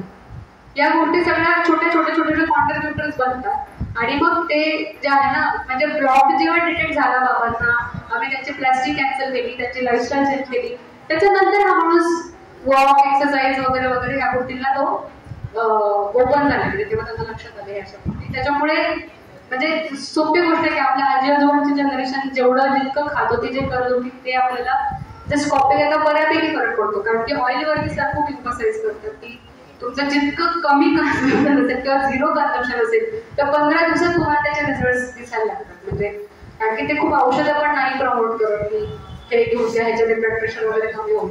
आणि एक अवेअरनेस असतो. म्हणजे स्वतःची बॉडी, आपण गाडीचं कसं सर्व्हिसिंग करतो, मेंटेनन्स करतो, गाडीला एक डेंट लागतात, किती वाईट वाटतं की गाडी ठोकली गेली. आपली बॉडीला जेवढे डेंट्स लागतात किंवा ती कशी म्हणजे समजा पोट पुढे येत असेल किंवा काय, त्याच्याकडे पण तुम्ही तितकंच अवेअरनेसने बघा. म्हणजे त्या गाडीला जेवढं आपण प्रोटेक्ट करतो त्याच्यामध्ये जास्त बॉडीला.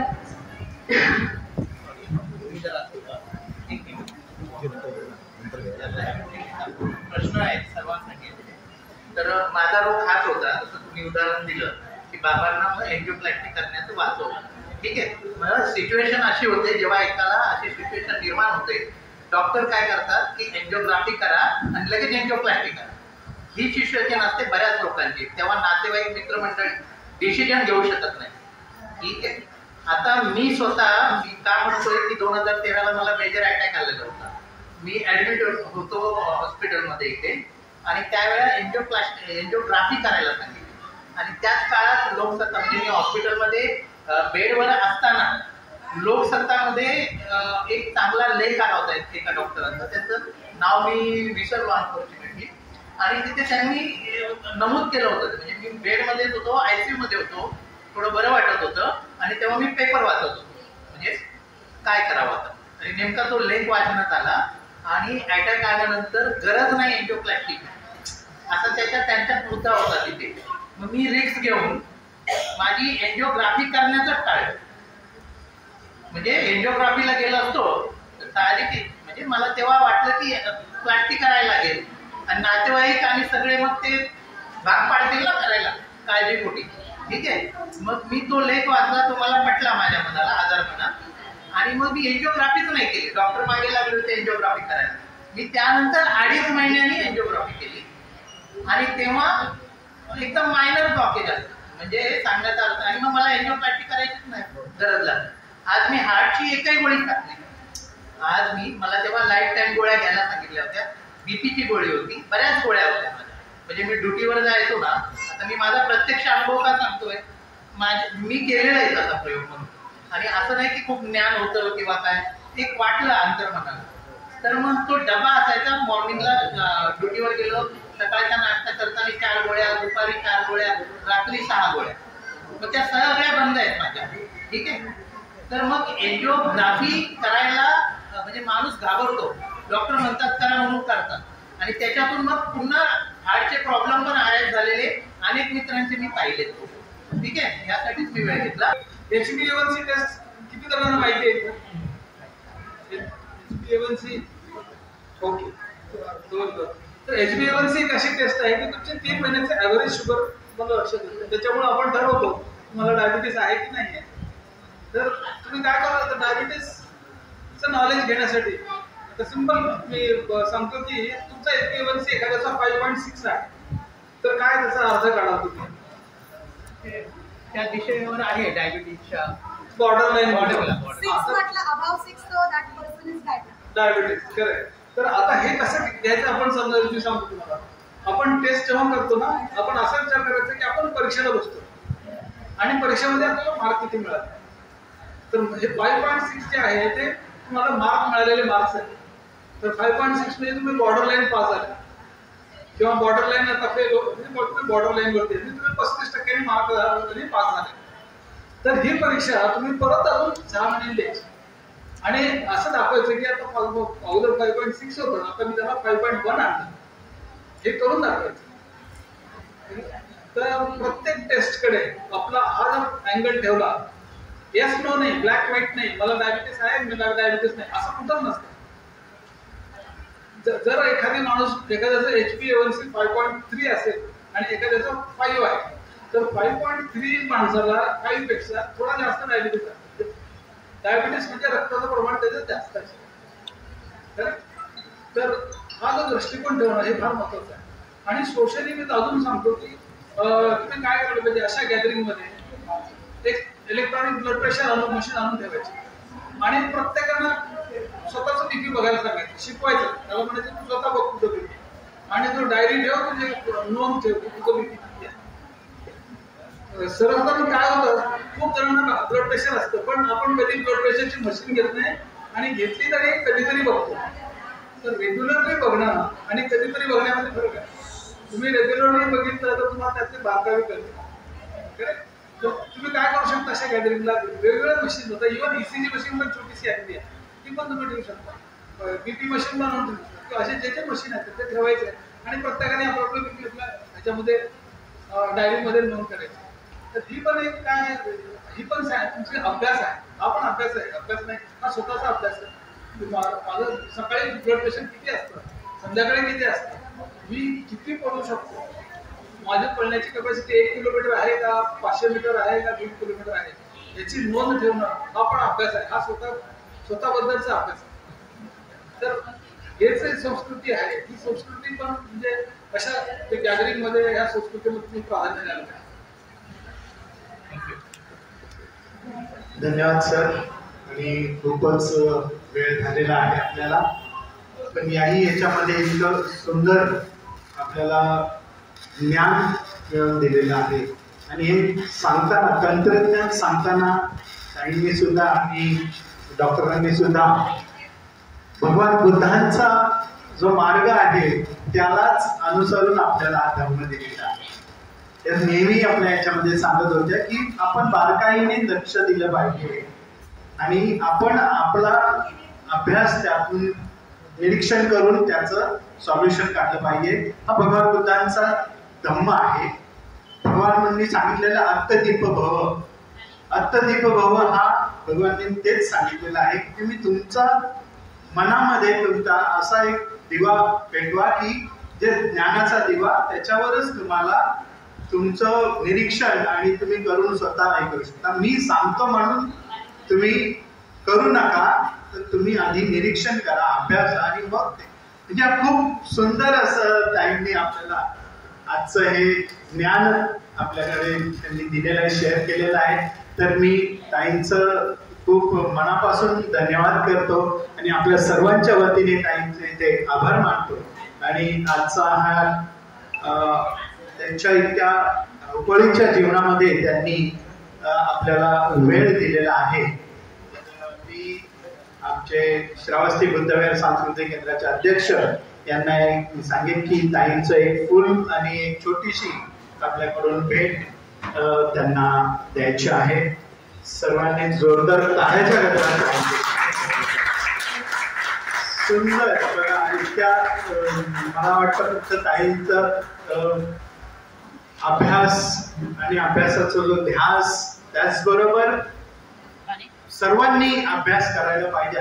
ही कल्पना नाही म्हणता येणार, त्यांची तळमळ, ही तळमळच आज आपल्याला कळते की ताईंचं किती मोठं समाजासाठी आपल्या बारकाईने त्यांचं अभ्यास आहे. धन्यवाद ताई. त्याचबरोबर मी डॉक्टरांना सुद्धा उपस्थित राहिले आमच्याकडे म्हणून सुद्धा त्यांचं एक फूल देऊन त्यांचं स्वागत करतो.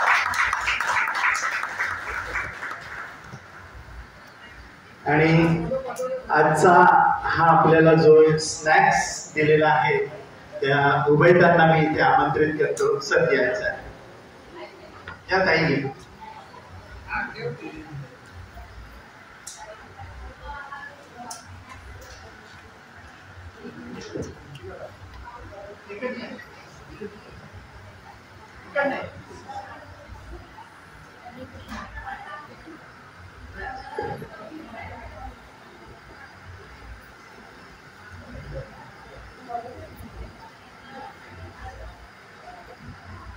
आमच्या आजचा हा स्नॅक त्यांनी आपलं तोंड गोड केलेलं आहे. अशा उभयतांचं आपण इथे स्वागत करायचं आहे. धन्यवाद आपले खूप खूप. आणि अशाच तऱ्हेचं आपलं सर्वांचं सहकार्य आपल्या श्रावस्ती बुद्धविहाराला लाभल्यामुळे इथे अशा सुंदर प्रकारचे कार्यक्रम आयोजन करण्यासाठी मदत होते. धन्यवाद. त्याचबरोबर आज आमचे मित्र गौतम अहिरे आले का? नाही. एक परिस्थिती, आणि ताई आज तुमच्या विषयाला धरूनच तो हे आहे की परिस्थिती जरी गरीब असली आणि बेताची असली तरी पण मुलांना शिकवण्याचं जे आणि मुलाचं शिकण्याचं जे एरिया आहे ते आज आमचे मित्र इकडे आहे का? मॅडम पण आहेत का? आमचे मित्र गौतम अहिरे आणि त्याचे मिसेस, यांचा मुलगा उद्या मला वाटतं फॉरेनला जाणार आहे. आणि तो स्वबळावर वडिलांचं पण खूप मोठं योगदान आहे की त्याच्यासाठी 20 लाख रुपये त्यांनी यांना लावलेले आहेत, त्यांच्या आयुष्याची कमाई. तर त्यांचं सुद्धा स्वागत आपण करायचं आहे. आणि पुढील आयुष्यासाठी त्यांच्या मुलाला आणि आपल्या सर्वांकडून शुभचिंतन जोरदार टाळ्या वाजवायच्या.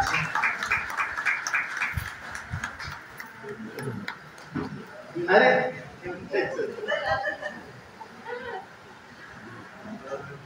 तर अशा प्रकारचे मला वाटतं श्रावस्ती बुद्धविहाराकडून जी प्रवचन मालिका जी चालवली जाते, पूर्वी कसं होतं की फक्त भगवान बुद्धांनी त्यांचा धम्म हा प्रवचन मालिके या वर्षावास मालिकेमधून घेतला जायचा, पण त्याला बदलून आम्ही जेव्हा नवीन लोक याच्यामध्ये आलो तर त्याला थोडस वेगळं वळण दिलेलं आहे. धम्माचं तर नॉलेज, कारण बाबासाहेब म्हटले, मी देतो त्यांना, बाबासाहेब म्हटले की ते कुठलंही क्षेत्र घ्या, त्या क्षेत्राचं जर एखादा प्रवक्ता किंवा एखादा वक्ता जर बोलवलं ना, तो सगळं हे करून शेवटी बाबासाहेबांचंच नॉलेज तो सांगत असतो, भगवान बुद्धांचंच नॉलेज सांगत असतो. म्हणून मी थोडस त्याला ते फक्त धम्म, बुद्धांनी त्यांचं धम्म न करता, आज तुम्ही जसं तंत्रज्ञानाचा विषय, मागे डॉक्टरांना बोलवलेलं त्यांनी डॉक्टरेटचा विषय, आणखी आता 12 तारखेला एक वक्ते आपण बोलवलेले आहेत, डॉक्टर रत्नाकर आहिरे, तुम्हाला कल्पना असेल त्यांची, त्यांचं 2.5 तासाचं लेक्चर इथे आपण ठेवलेलं आहे. आणि खूप सुंदर, जसं आज तुम्ही ABCD वेगळ्या याच्यातून शिकवली, ते पण तशाच पद्धतीत ते आपल्याला शिकवणार आहे. तर मला वाटतं खूप सुंदर आजचं हे झालेलं आहे ताईंचं. नमो बुद्धाय, जय भीम. ताईंनी आज बाबासाहेबांबद्दल आणि गौतम बुद्धांबद्दल आणि आपल्या ज्ञानाच्या जोरावर बरीचशी माहिती आपल्याला दिली. तसेच मी सर्वांचे आभार मानते की माझाही मुलगा बाहेर जाऊन काहीतरी प्रगती करून यावा आणि तुम्ही सगळ्यांनी आशीर्वाद द्यावा, तेवढी मी सर्वांना विनंती करते. सर्वांचे आभार मानते की त्या मुलाचं आणि त्याच्याबरोबर आई वडिलांचंही कौतुक आज विहारात होतं, त्याबद्दल संस्थेचे, आपल्या अध्यक्षांचे आणि सर्वांचे आभार मानते. थँक्यू. जय भीम. मला फक्त 2 मिनिटं बोलायची आहे की म्हणजे त्यावेळेस जयंतीचा कार्यक्रम आपला तिकडे असतो दादरला, तर त्याच्याबद्दल वेगवेगळ्या समाजात वेगवेगळ्या पद्धतीने बोललं जातं, पण म्हणजे हा एकमेव कम्युनिटीचा सण अशा पद्धतीने साजरा केला जातो जिथे वक्ते येतात, जिथे शाहीर येतात, जिथे पुस्तकांचे प्रदर्शन असतात मोठाले. म्हणजे ही इतकं म्हणजे स्ट्रायकिंग होतं ना, कारण की असा एक सण मला शोधून सापडला नाही कुठल्याही याच्यामध्ये की जिथे म्हणजे पुस्तकांच्या प्रदर्शनासाठी लोक वेगवेगळ्या ठिकाणून येतात आणि जलसांना येतात, जिथे भाषणांना येतात, आणि अशा पद्धतीने बाबासाहेबांची जयंती तिथे साजरी होते. ती खूप लर्निंग माझ्यासाठी होते ही गोष्ट. दुसरी गोष्ट म्हणजे हे जे मला मानधन दिलेलं आहे, तर मला असं रिक्वेस्ट आहे तुमच्या संस्थेला की जो मुलगा अतिशय कष्टाने आणि हलाखीच्या परिस्थितीमध्ये शिक्षण घेतोय, तो कुठल्याही इयत्तेचा असू दे, म्हणजे शाळेतला असेल तर नक्कीच त्याला प्राधान्य द्या किंवा कॉलेज. तर माझ्याकडनं हे त्याला तुम्ही द्यावे. मुलगी असेल तर नक्कीच प्राधान्य द्या, कारण की मुलींचा रस्ता अजूनही थोडा अवघड आहे. आणि दुसरी गोष्ट म्हणजे मला इतकं भरपूर इतकं धन्यवाद देते, कारण की एवढा वेळ हा विषय ऐकण्यासाठी सगळेजण आहेत तशा अवस्थेमध्ये शांतपणे बसून ऐकताय. आणि म्हणजे काय विषय बोलतो आपण, ज्ञान बोलतोय, बाबासाहेब बोलतोय, तंत्रज्ञान बोलतोय, हेल्थ बोलतोय, ह्याच्यासाठी एवढं पेशन्स ठेवून ऐकणं. हा काही गाण्यांचा कार्यक्रम नाही, नाचायचा कार्यक्रम नाही, पण सर्व वयोगटातले लोक बसून हा कार्यक्रम त्याच संख्येने अटेंड करत आहे. आणि ही खूप मोठी पावती आहे की हा समाज कशा स्पीडने म्हणजे प्रगती करणार आहे. कारण की ही जी भूक आहे ना, ही ज्ञानाची, म्हणून तुम्ही बसल्यात ना, नाहीतर काय आहे की बोर झाला निघून गेला, आपण एवढ्या पेशन्सनी नाही ऐकत. तर ही गोष्ट म्हणजे मला असं वाटतं की सगळ्यांनी कॉपी करण्यासारखी गोष्ट आहे. त्याच्यामुळे मला इथे संधी दिली आणि तुम्ही सर्वांनी ऐकलं एवढ्या कौतुकाने, आणि म्हणजे माझ्या 2 शब्दाचा मान दिला, तर खूप खूप धन्यवाद. असं बसून माझ्या समोर बोलते आंबेडकर, मी म्हणतात भीमराव आठवला पाहिजे. त्यांनी लक्षात ठेवलं की खेचून घ्यायचं नाही, हक्क खेचून घेण्याच्या मिळत नाही.